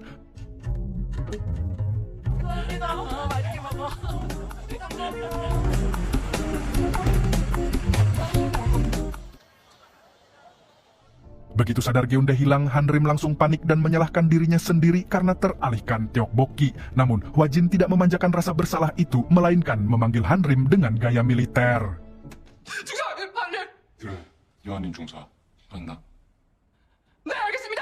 Sementara itu, Geundai pun dibawa ke sebuah markas judi yang penuh komputer, lalu dipaksa bekerja mengirim pesan promosi ke calon korban baru. Saat ia diam-diam mengetik "aku diculik" di salah satu layar, Jae-yun yang juga ada di sana langsung memperingatinya kalau seluruh tempat itu dipantau CCTV dan para gangster judol selalu mengawasi lewat monitor, sehingga jika pesan itu terkirim, mereka pasti langsung ketahuan. Sialnya, akibat perbuatan Geundai tadi, Jae-yun lah yang justru dihajar habis-habisan oleh para gangster karena dianggap meninggalkan pekerjaannya. Karena jalur biasa sudah tertutup, Geundai pun memanfaatkan kesempatan lain saat ia mendengar bos mengeluh kalau server Kamboja mereka sedang error. 제가 할 수 있을 것 같은데. 뭐래? 캄보디아 써? 그래, 일로 와봐. Geundai sengaja menjual kemampuan codingnya untuk memperbaiki sambungan ke server Kamboja sambil menjelaskan istilah teknis seperti perantara dan reverse proxy yang tentu saja tidak dipahami oleh para gangster, apalagi saya. Yang anehnya, karena bos butuh server jalan kembali, ia tetap memberi Geundai akses penuh ke sistem, dan dari situlah Geundai mulai mengutak-atik kode tertentu yang akan menjadi kunci penyelamatannya. Di sisi BPHP, jalur pelacakan biasa ternyata buntu sebab mobil bodong sudah hilang dari CCTV dan ponsel Geundai tidak bisa dilacak. Akhirnya, Hanrim membawa Seongbin ke kantor BPHP untuk memaksanya menunjukkan iklan situs judi yang mereka pakai. Di luar dugaan, kedipan iklan tersebut sebenarnya adalah kode Morse yang sengaja diselipkan Geundai lewat sistem judi yang ia perbaiki tadi. Dan ketika kode itu diterjemahkan, muncul lokasi yang bernama Dukun Kecil Musanggol. Tepat saat lokasi ditemukan, Hanrim langsung menyerbu markas judi tanpa basa-basi.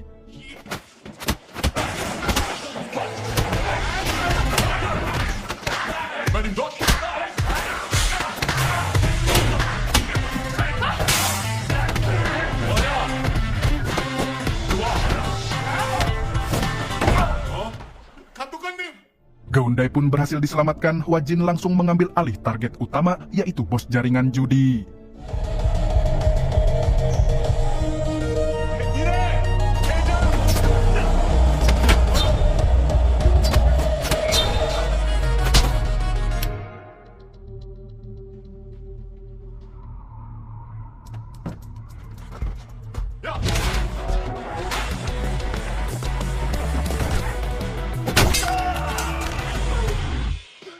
Saat bos itu memohon ampun, Hwajin mengajak bos itu sweet ala Squid Game dengan aturan kalau menang akan selamat, kalau kalah akan dipukul.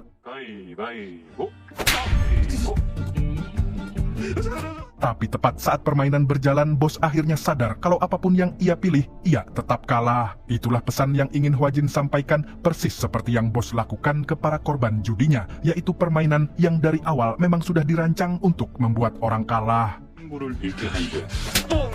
가슴에 못을 박은 죄.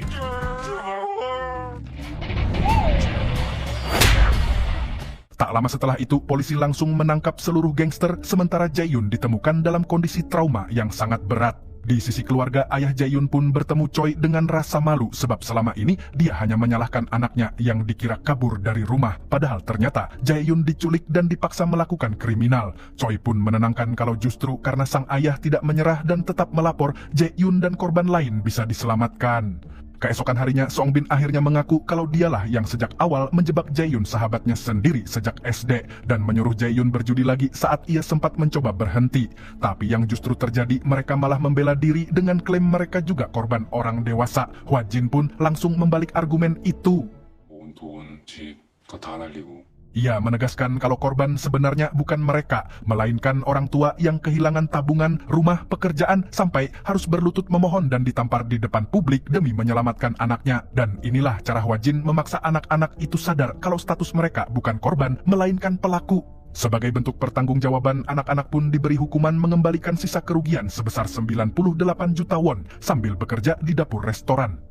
Ponsel mereka bahkan disita dan diganti dengan alat pager sederhana supaya mereka paham kalau kebebasan harus dibayar dengan tanggung jawab. Namun sebelum kasus ini benar-benar ditutup, dukungan publik Choi yang naik di atas 50% justru memicu serangan politik dari Hwang Gi-tae. Dan tepat di tengah ketegangan itu, seorang tamu misterius justru datang membawa sesuatu yang sangat penting.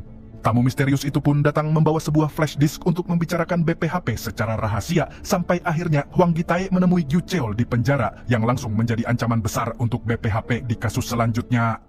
Setelah kasus judi online ditutup dan BPHP terus diserang publik, lembaga itu justru memperluas wewenang dengan satu kebijakan nasional, yaitu tes urin untuk seluruh murid SD, SMP, sampai SMA. Secara resmi tes itu disebut pemeriksaan kesehatan dini, namun dibalik itu sebenarnya dilakukan untuk menyaring narkoba yang sudah lama beredar diam-diam di sekolah-sekolah. Dari kebijakan itulah Hwajin dan timnya tiba di SMA Sungyeon, sekolah elit Gangnam yang dikenal punya kelas S, yaitu kelas khusus jalur kedokteran. Suasananya tidak seperti kelas biasa sebab para murid sedang menghadapi ujian akhir sebagai bagian dari jalur seleksi awal yang penuh tekanan. Sebelum tekanan ujian itu terlihat, kita akan diperlihatkan seorang siswa bernama Hyunmin yang tiba-tiba berhalusinasi di tengah ujian. Dia memimpikan suasana perayaan saat dia seolah sudah diterima di Fakultas Kedokteran SNU, sebuah fantasi yang sudah lama dibangun ibunya sebagai tujuan hidup. Namun fantasi itu langsung dipatahkan oleh kenyataan. Tepat saat Hwajin dan timnya tiba di ruang ujian, kondisi Hyunmin sudah tidak tertolong. Ia pingsan dengan hidung mengeluarkan darah di tengah kelas dan Hanrim langsung mengangkatnya ke UKS. 일단 보건실 데려가자.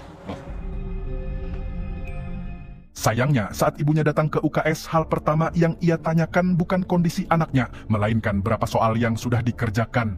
Hyunmin yang masih lemas pun mengaku tubuh dan pikirannya terasa aneh, namun ibunya tetap memaksa anak itu kembali ke ruang ujian setelah meminumkan obat yang ia bawa sendiri. 우리가 그동안 해왔던 노력 물거품 만들면 안 되잖아. Dari kondisi Hyunmin yang mencurigakan, Hwajin pun memutuskan untuk mengunci sekolah dan mewajibkan seluruh murid menjalani tes urin di rumah sakit yang ditunjuk BPHP. Tepat saat pengumuman dibacakan, para ibu murid berbondong-bondong datang dan justru mencoba menarik anak-anak mereka keluar dari sekolah untuk bimbel, sebab mereka menganggap masa ujian ini lebih sakral daripada nyawa sekalipun. Para ibu itu pun menyombongkan diri kalau mereka adalah ibu-ibu paling berpengaruh di Korea Selatan sambil menantang BPHP berani atau tidak melawan mereka. Namun, Hwajin justru menjawab tantangan itu dengan tenang sambil menegaskan justru karena banyak nyawa yang sudah hilang, itulah BPHP datang. 저 아이들 S대 의대 지원하는 애들이에요. 그럼 검사 거부한 학생들은 수능에서 불이익 줘도 괜찮으신 거죠? Sementara BPHP sedang berhadapan dengan ibu-ibu di tempat berbeda, Hwang Gi-tae justru mendatangi Gyu Cheol di penjara. Ia mengaku ingin memberi kesempatan baru, padahal sebenarnya ia sedang menyusun amunisi politik untuk menyerang BPHP. Sebab insiden penyelamatan Ji-ung di lapas sebelumnya sengaja dipelintir media menjadi seolah Gyu Cheol lah yang menjadi korban serangan, bukan penyelamat. 외부 병원에서 진료보는 건 어때요? Sementara itu, setelah tes urin selesai, Hyunmin memisahkan diri dan mengeluh sesak pada ibunya. Ibunya menenangkannya sebentar, namun begitu hasil rapor akademik keluar, ia justru kembali menyalahkan mental anaknya, sambil meminta Hyunmin mengasihani perjuangannya sendiri yang harus merendah di hadapan ibu-ibu lain demi anaknya itu. 엄마가 그거 알아달래?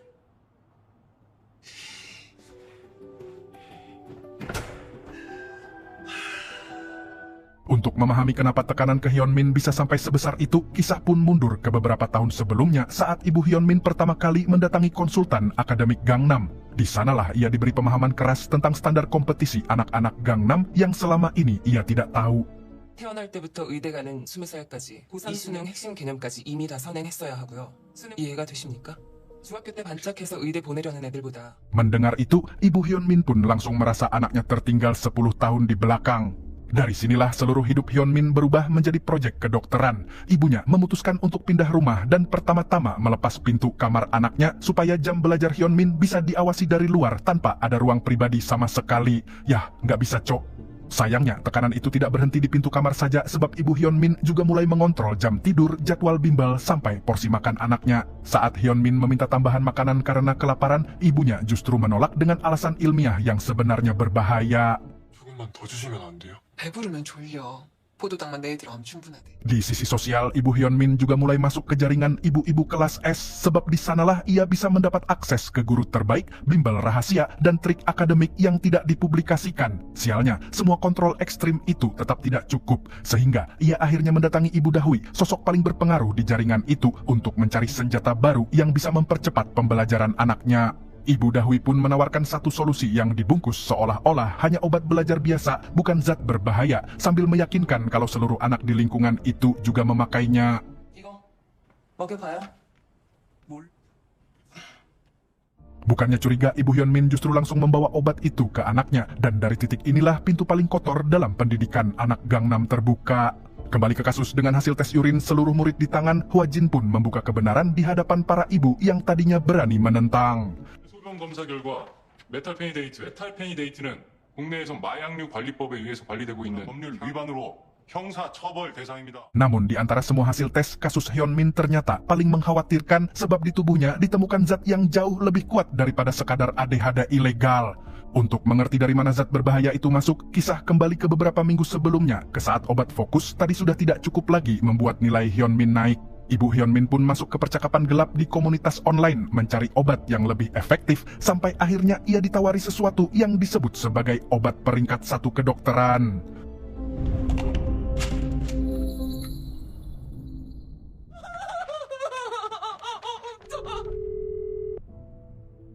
Inilah pil hati sama seperti yang dikonsumsi Yunjin, obat dari jalur paling gelap yang sudah membuat Hyunmin mendekati ambang nyawa, dan BPHP pun langsung bergerak ke rumahnya sebelum dosis berikutnya benar-benar dikonsumsi. Kembali ke masa kini, BPHP segera mencari keberadaan Hyunmin. Sementara itu di rumahnya, dia justru meminta obat lagi kepada ibunya. Begitu sadar BPHP sudah berada di luar pintu, ibu Hyunmin memilih mengunci pintu dan menolak membuka sebab baginya menghadapi BPHP lebih merepotkan daripada melihat anaknya keracunan. Untungnya, Hanrim berhasil masuk lewat jendela tepat sebelum Hyunmin menelan obat itu. Sambil berteriak masih meminta obat itu, Hyunmin pun dipaksa keluar dari kamar dan langsung dibawa ke rumah sakit. Ibu Hyunmin masih mencoba mengejar anaknya sambil mengaku tidak tahu obat itu adalah narkotika. Namun Hwajin menahannya lalu menegaskan kalau ia mustahil tidak melihat anaknya mulai menulis "Aku ingin mati" berkali-kali di buku belajar. 집중력 좋아지는 약, ADHD 치료약, 성적 오르. 이 약 먹고 생긴 현민이 변화들.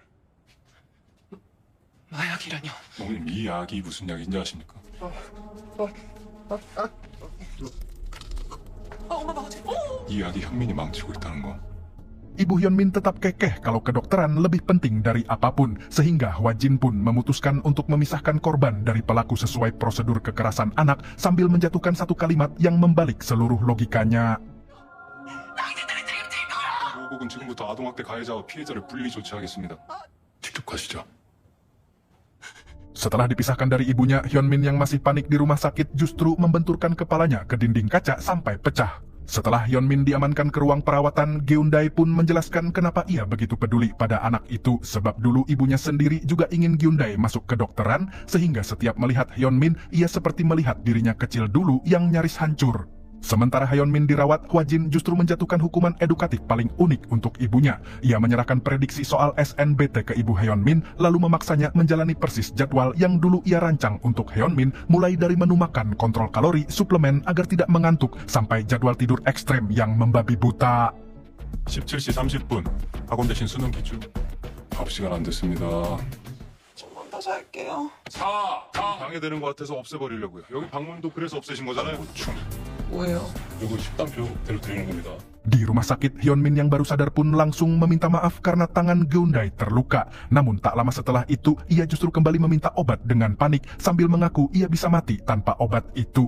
Tepat di titik itulah Geundae menjelaskan kalau obat itulah yang sebenarnya merusak tubuh, pikiran, dan hidupnya. Setelah didesak, Hyunmin akhirnya mengakui alasan sebenarnya ia minum obat yang sama sekali berbeda dari yang dipikirkan orang dewasa di sekitarnya.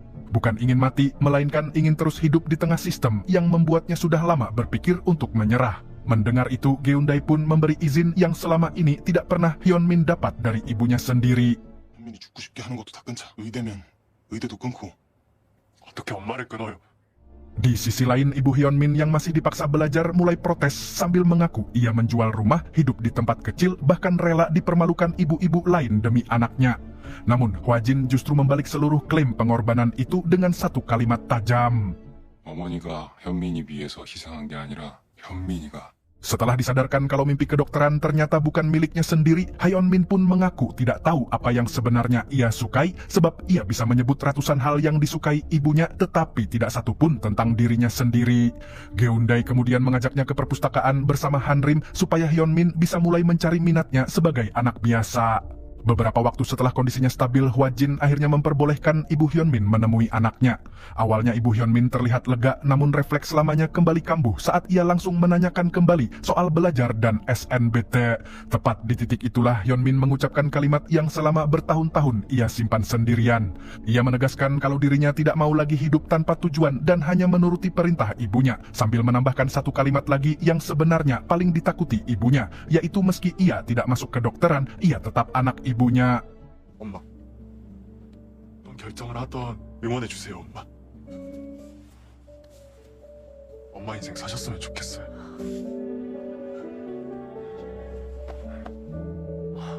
Sebagai penutup kasus, BPHP menggelar konferensi pers nasional sambil mengumumkan kebijakan baru yang akan memutus seluruh jalur obat ilegal di sekolah. 이 약, 교권보국은 앞으로 수능 전 검사를 실시하는 사이에서 공부 잘하는 약으로 알려진 고등학교를 전수조사한 결과 만우수의 학생. Namun saat BPHP mempelajari berbagai jenis narkotika yang lain, Hwa Jin justru tertarik pada satu tanda di tengah pil yang dibuat oleh para pengedar sebagai semacam merek dagang.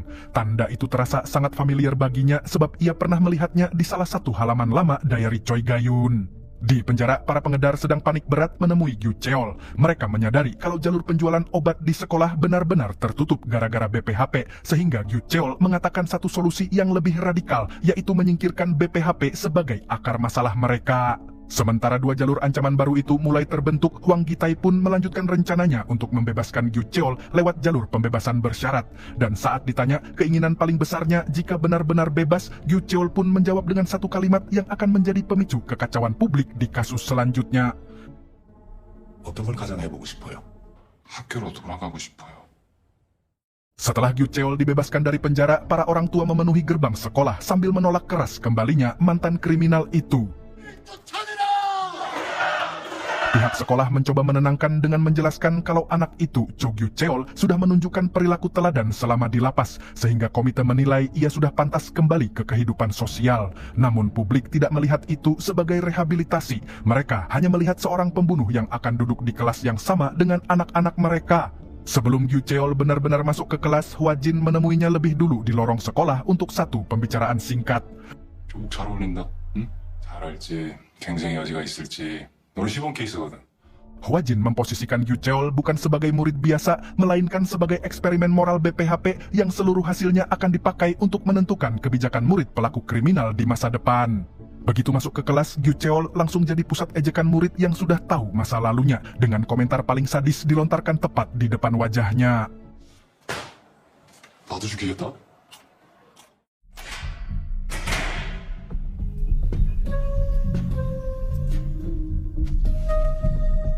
Setelah momen kembalinya luka lamanya itu, Gyu Cheol pun mulai memperhatikan seorang murid bernama Jang Seonggu yang dari luar terlihat selalu dikelilingi geng Lee Chi-ho. Namun cara mereka memperlakukan Seonggu justru terlihat aneh sebab ia bukan diperlakukan sebagai teman, melainkan sebagai alat yang dipanggil ketika butuh koneksi internet, charger, dan akses digital. Dari observasi itu, Gyu Cheol pun mendatangi kantor BPHP dan melaporkan kasus Seonggu sambil membawa luka pribadinya sendiri yang membuat Han Rim sempat ragu pada motifnya. Namun, Geun-dae mengingatkan kalau korban tetap harus diproses tanpa peduli siapa pelapornya, sehingga BPHP pun memutuskan turun langsung ke SMA Jinwon. Begitu sampai, Hwa Jin memisahkan Seonggu dari teman-temannya dan bertanya secara personal. Anak itu terlihat gelisah tetapi tetap tidak berani mengaku karena takut pada geng Chi-ho yang langsung mencarinya begitu menyadari Seonggu hilang. Dari pola yang terlihat itu, Hwa Jin pun menyimpulkan satu istilah yang langsung membuka kasus, yaitu Seonggu sebenarnya adalah manusia Wi-Fi, pusat akses digital yang dibebani seluruh kebutuhan internet geng tanpa pernah diakui sebagai teman setara. Karena Seonggu belum berani buka mulut, BPHP pun memilih jalur lain. Geun-dae menyamar sebagai murid dan mendekati Chi-ho, namun saat di tempat game arcade, dia malah bertemu kawan lamanya yang membuat penyamarannya hampir terbongkar. Oleh karena itu, Geun-dae terpaksa meminta Han Rim yang menyamar sebagai murid cupu yang lemah, lalu masuk ke radius geng Chi-ho. Saat ia masuk, ia langsung diintimidasi, ditabrak, dan dipermalukan di koridor. Han Rim sengaja menahan diri tanpa melawan, sebab tujuannya bukan menang, melainkan merekam sampel suara Chi-ho yang natural. 안녕, 나 치호인데 Setelah sampel didapat, Gondai pun memakai teknologi voice cloning untuk menelepon Seonggu, lalu meminta sandi akunnya seolah-olah Chiho sendiri yang menelepon. Dari sanalah seluruh pola eksploitasi terbongkar sebab akun Seonggu ternyata dipakai untuk game berbayar, transaksi pesanan makanan, rental skuter, sampai listing palsu yang dirancang untuk menipu orang luar atas namanya.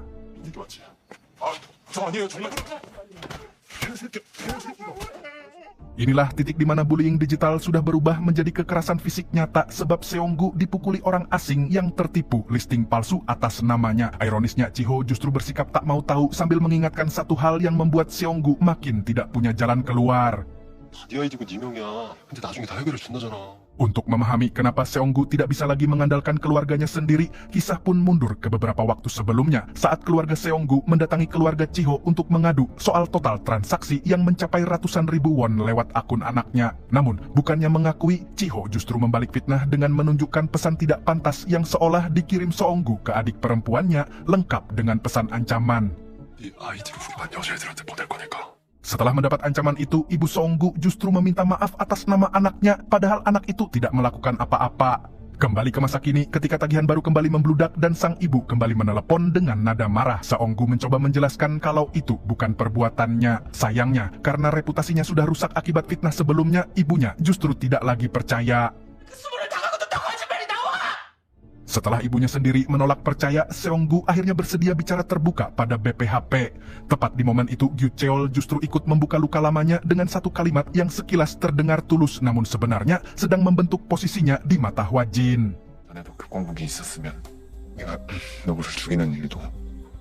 Sayangnya sebelum Seonggu sempat dilindungi, Chiho justru lebih dulu bergerak ke jalur formal sambil melaporkan Seonggu ke Komite Kekerasan Sekolah dengan dirinya sebagai korban. Di ruang sidang komite, Hwajin masuk tapi komite melarangnya untuk berbicara. Dia hanya diperbolehkan diam dan mengamati dari pojokan. Dalam sidang itu, pengacara Chiho menyusun narasi yang sangat rapi dengan menggambarkan Seonggu sebagai murid yang menyebarkan rumor dan membuat kliennya mengalami tekanan psikologis. Ketika Seonggu mencoba mengaku sebagai korban sebenarnya, pengacara itu langsung mematahkannya dengan satu pertanyaan tajam. 계정 도용과 관련된 증거 있습니까? 증거도 없이 일방적인 주장이지 않습니까?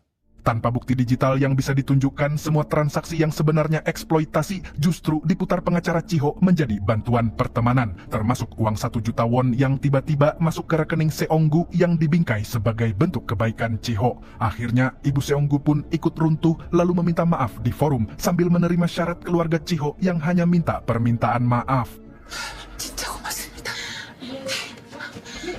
Setelah sidang gagal dan Seonggu menghilang, Hwajin pun melacak sinyal wifi-nya dan menemukan anak itu dalam kondisi mental yang sudah hancur. Hwajin tidak menghiburnya dengan kata-kata manis, melainkan justru memaksanya melepaskan seluruh tahanan emosinya secara penuh.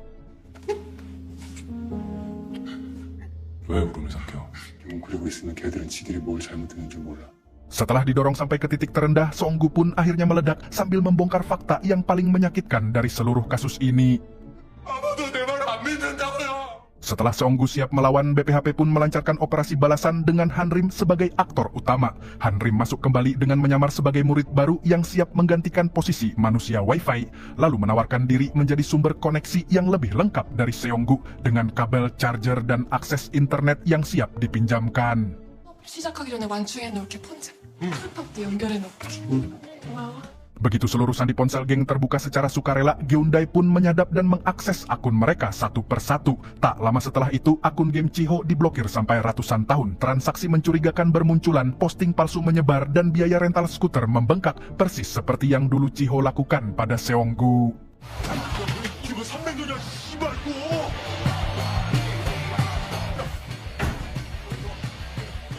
팔찌리고 맞아, 팔찌리고? 씨발, 니가 내가 좀 내가. 이발 뭐 개소리야. 새끼 씨발 존나게 참았던가 씨발라마. Setelah merasakan persis pola eksploitasi yang dulu ia lemparkan ke Seonggu, Chiho akhirnya sadar siapa dalang di baliknya. Di kelas, ia langsung meledak mencengkeram Hanrim dan menuduhnya mengutak-atik ponsel.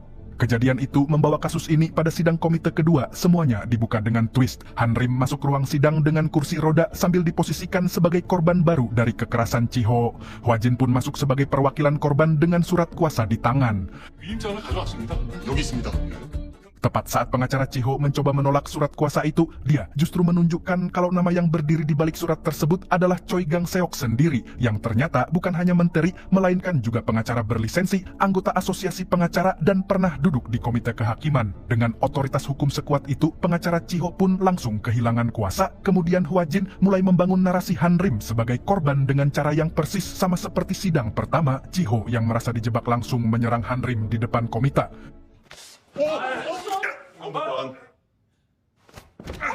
Setelah identitas Han Rim terbongkar, Chiho mencoba membela diri dengan satu argumen klasik, yaitu ia tidak pernah memukul Seonggu. Namun, Hwa Jin justru memakai argumen itu untuk membalik seluruh definisi bullying yang selama ini dipakai sekolah. 이제 알았지.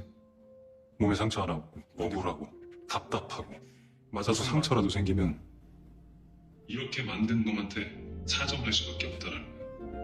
손 하나 안 대고. Setelah kejadian itu, putusan komite pertama pun dibatalkan, status Seonggu sebagai korban resmi dipulihkan dan ia mendapat identitas baru beserta perlindungan untuk bisa kembali bersekolah. Tak lama setelah resolusi itu, Gyu Cheol mendatangi Hwa Jin dengan satu kalimat yang sekilas terdengar seperti permintaan maaf yang tulus. 죄송합니다. 아무것도 하지 말라고 하셨는데 다행이네요. Kalimat Gyu Cheol itu pun menarik Hwa Jin kembali ke memori yang selama ini ia simpan rapat-rapat. 가윤이잖냐.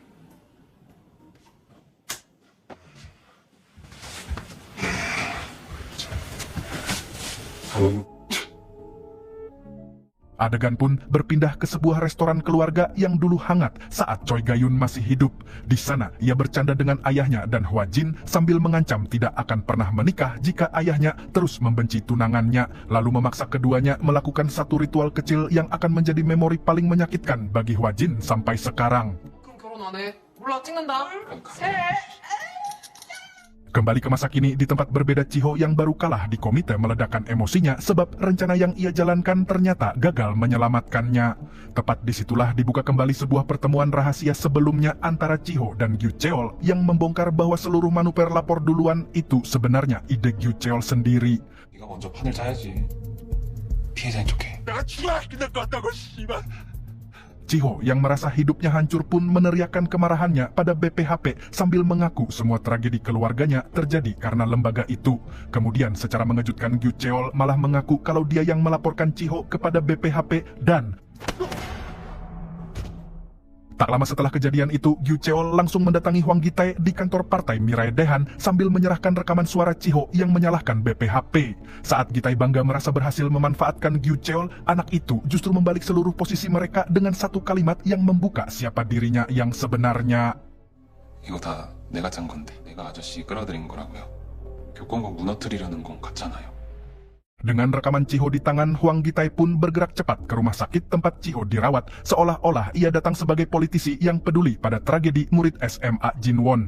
Namun begitu sampai di sana dan berhadapan langsung dengan Choi Gang-seok, Gi-tae langsung memutar rekaman itu di depan wartawan sambil membingkainya sebagai bukti bahwa pengawasan BPHP telah mendorong seorang murid SMA sampai ke titik mengakhiri hidup. Rekaman 5 detik itu pun langsung menyebar di seluruh media nasional dengan berita membingkainya sebagai kelalaian fatal BPHP. Ini menjadi krisis terbesar BPHP sejak dibentuk dan inilah panggung utama untuk kasus terakhir BPHP. Setelah rekaman itu menggemparkan media, Hwa Jin tetap mencari fakta dengan berbagai kemungkinan. Meski tidak ada CCTV langsung di atap tempat Chiho terjatuh, kamera dari gedung sebelah ternyata menangkap sebagian area dengan kualitas sangat buruk namun tetap memperlihatkan satu hal yang bisa membalik seluruh framing publik.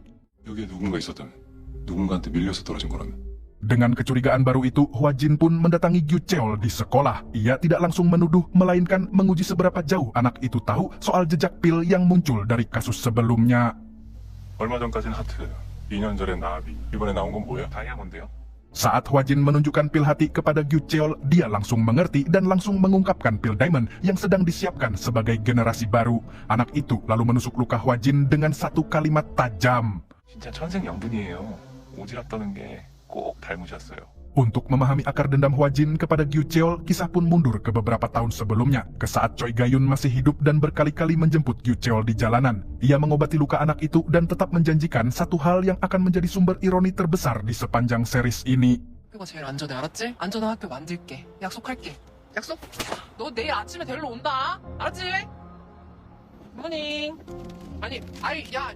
Gayun pun terus mengejar Gyu Cheol setiap hari, sampai akhirnya anak itu mau berseragam dan kembali masuk kelas. Namun di balik gestur penyerahan itu, Gyu Cheol justru sedang menyusun logika yang sama sekali berbeda dari yang dibayangkan gurunya, yang ia jelaskan langsung kepada gembong jalanannya. 쟤네들이 다 고객이라고 생각해봐. 매년 수백 명씩 신규 고객이 생기는 거잖아. 경찰 눈 피하기도 좋고. Kembali ke masa kini, Gyu Cheol pun memanfaatkan luka itu untuk memancing Hwajin agar bertindak gegabah. Sebelum pukulan benar-benar mendarat, ia justru memperingatkan Hwajin dengan satu kalimat yang sebenarnya adalah jebakan. 이러시면 안 되죠. 지금 저 때리시면 진짜 사적 복수가 되시잖아요. 그러니까 가만히 계세요. 뭐예요? Meski begitu, Hwajin tetap memukul. Gyu Cheol langsung berakting menjadi anak ketakutan yang memohon ampun, lengkap dengan suara terbata-bata yang sempurna untuk rekaman publik. Video itu pun langsung dipakai Hwang Gi-tae untuk menyerang BPHP di forum nasional. 이출군이 극단적 선택을 한 지 며칠이 안 됐다 조기철을 또 폭행했습니다. 사적 복수심으로 가득 찬 교권국을 반드시 폐지시키겠습니다. Dalam hitungan jam, opini publik yang menuntut pembubaran BPHP pun melampaui 50%. Kantor BPHP mendadak sepi, tugas seluruh pengawas ditangguhkan, dan saat Hwajin tetap mencoba masuk ke SMA Jinwon untuk menyelidiki Chiho, ia langsung dihadang barisan murid di depan pintu masuk sekolah.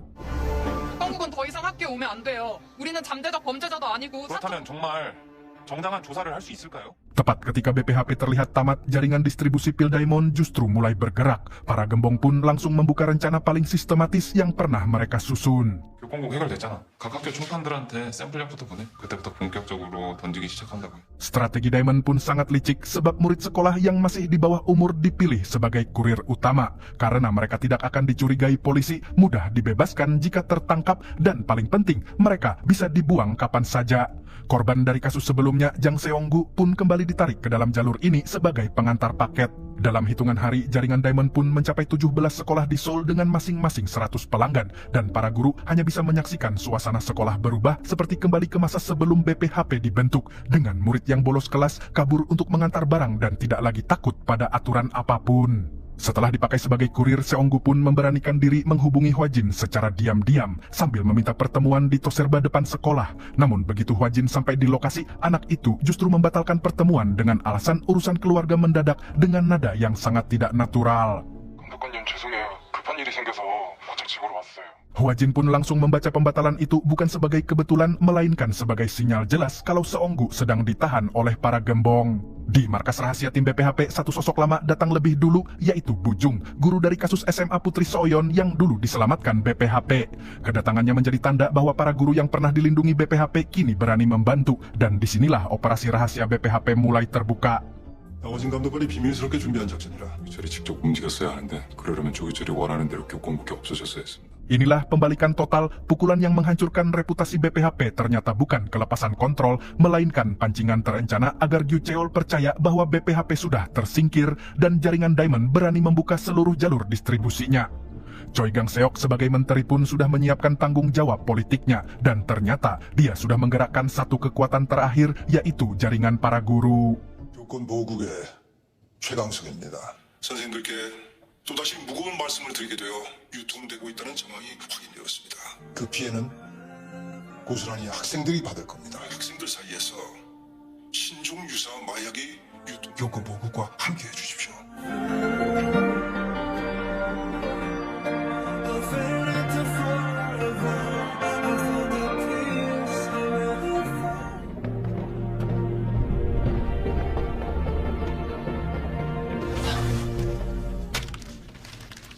학교에 벌써 돈 거 아닐까요?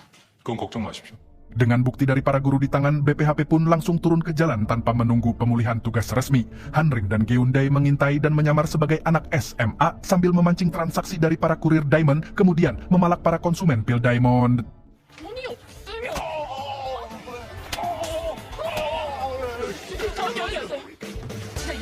Mereka pun mendapat bantuan tak terduga dari dua sosok lama yang sudah ahli di bidang palak-memalak, yaitu Seong Hwan dan In Beom, anak-anak SMK Gu-un yang dulu sempat menjadi target BPHP, namun kini justru berdiri di sisi BPHP.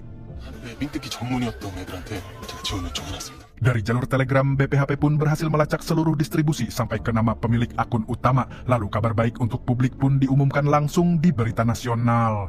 이 약들은 각 학교 선생님들이 교내에서 직접 찾아내 학생들 사이에서 유통되고 있는 신종 마약입니다. 형식으로 교권 보호구의 직무 정지는 해제되고. Dengan kewenangan kembali di tangan, Hanrim dan Geundae pun langsung masuk SMA Jinwon untuk menyisir titik penyimpanan jaringan. Mereka akhirnya menemukan satu ruangan mencurigakan di sudut sekolah. Namun ketika mereka masuk ruangan itu sudah kosong, dan saat Geundae mencoba membuka lemari untuk mencari barang bukti, inilah yang terjadi.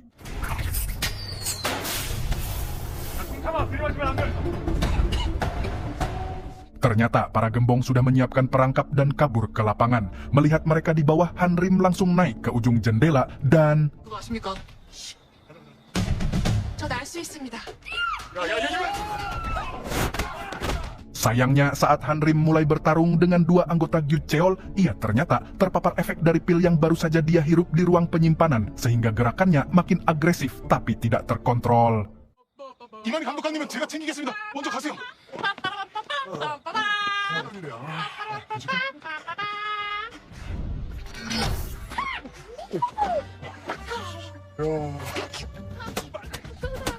이만한테 손 대!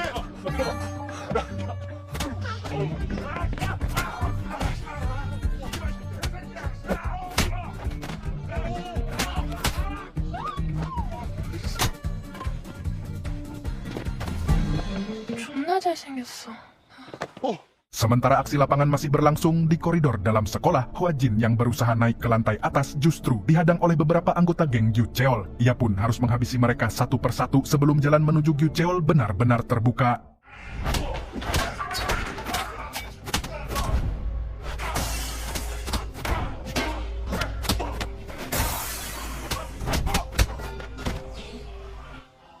Berkat backup Geundae, seluruh geng Diamond di lapangan pun berhasil dilumpuhkan dan kontrol Hanrim perlahan kembali.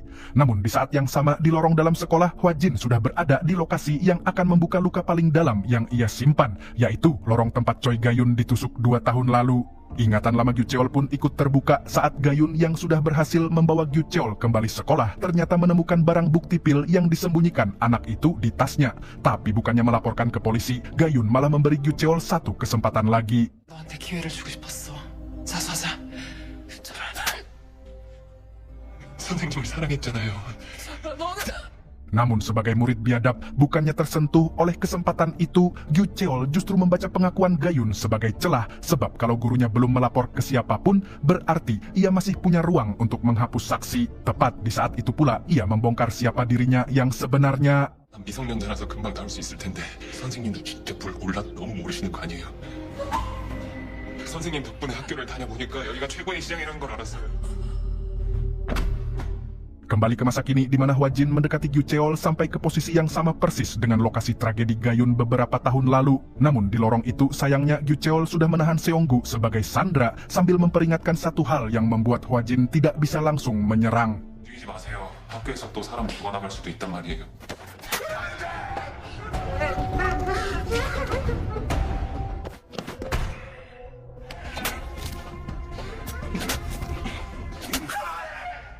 최가연 선생님 만나면 죄송했다고 꼭 전해주세요. Inilah cermin tragedi Gayun yang nyaris sempurna, sebab di lorong yang sama, di sekolah yang sama, dengan pelaku yang sama, kini Hwajin yang berdiri di posisi yang dulu ditempati tunangannya. Meski terluka, Hwajin tetap tidak melawan Gyucheol, tapi beruntungnya Hanrim yang sudah sadar datang tepat waktu dan...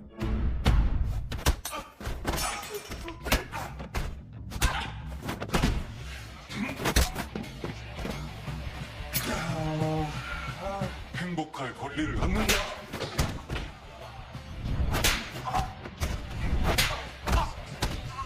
대한민국 국민 모두는 능력에 따라 균등하게 교육받을 권리를 가지고 그걸 방해하는 새끼는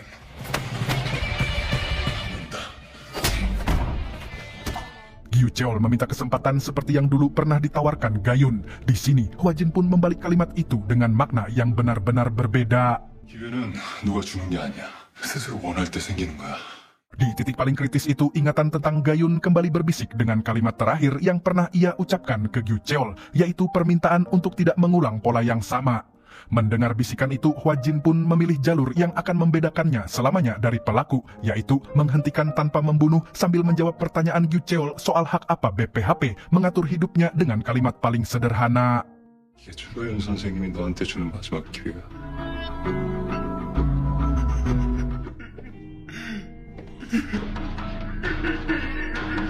니들이 뭔데? 니들이 뭐 예수야? 어른이야 임마 어른. 나 잘했지?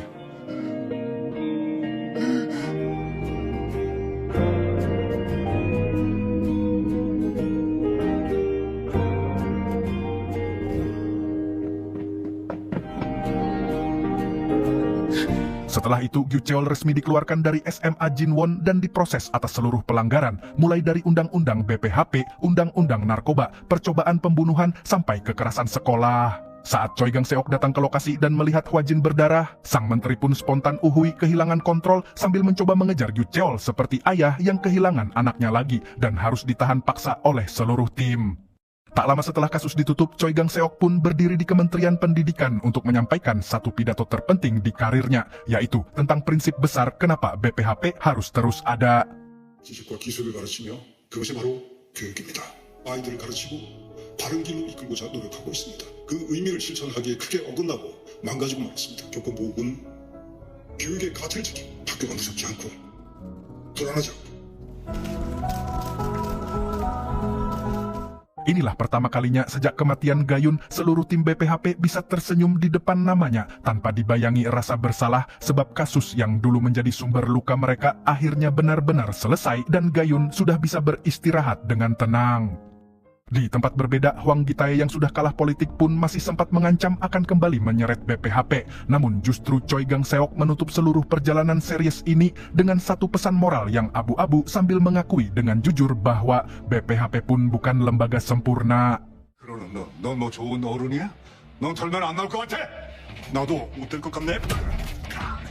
Kasus besar sudah selesai, namun BPHP tidak berhenti. Mereka pun langsung muncul di arena basket sekolah tempat seorang atlet bernama Seo Tae-hun memperlakukan rekan-rekan satu timnya seperti alat pribadi. Gondai pun masuk ke lapangan dan 때려서 듣는 놈들은 때려서라도 교육한다. 운동하는 새끼들이 하라는 운동을 안 하고 학생은 그 어떠한 권력도 갖지 아니한. 따라서 지금부터 너를 참교육한다.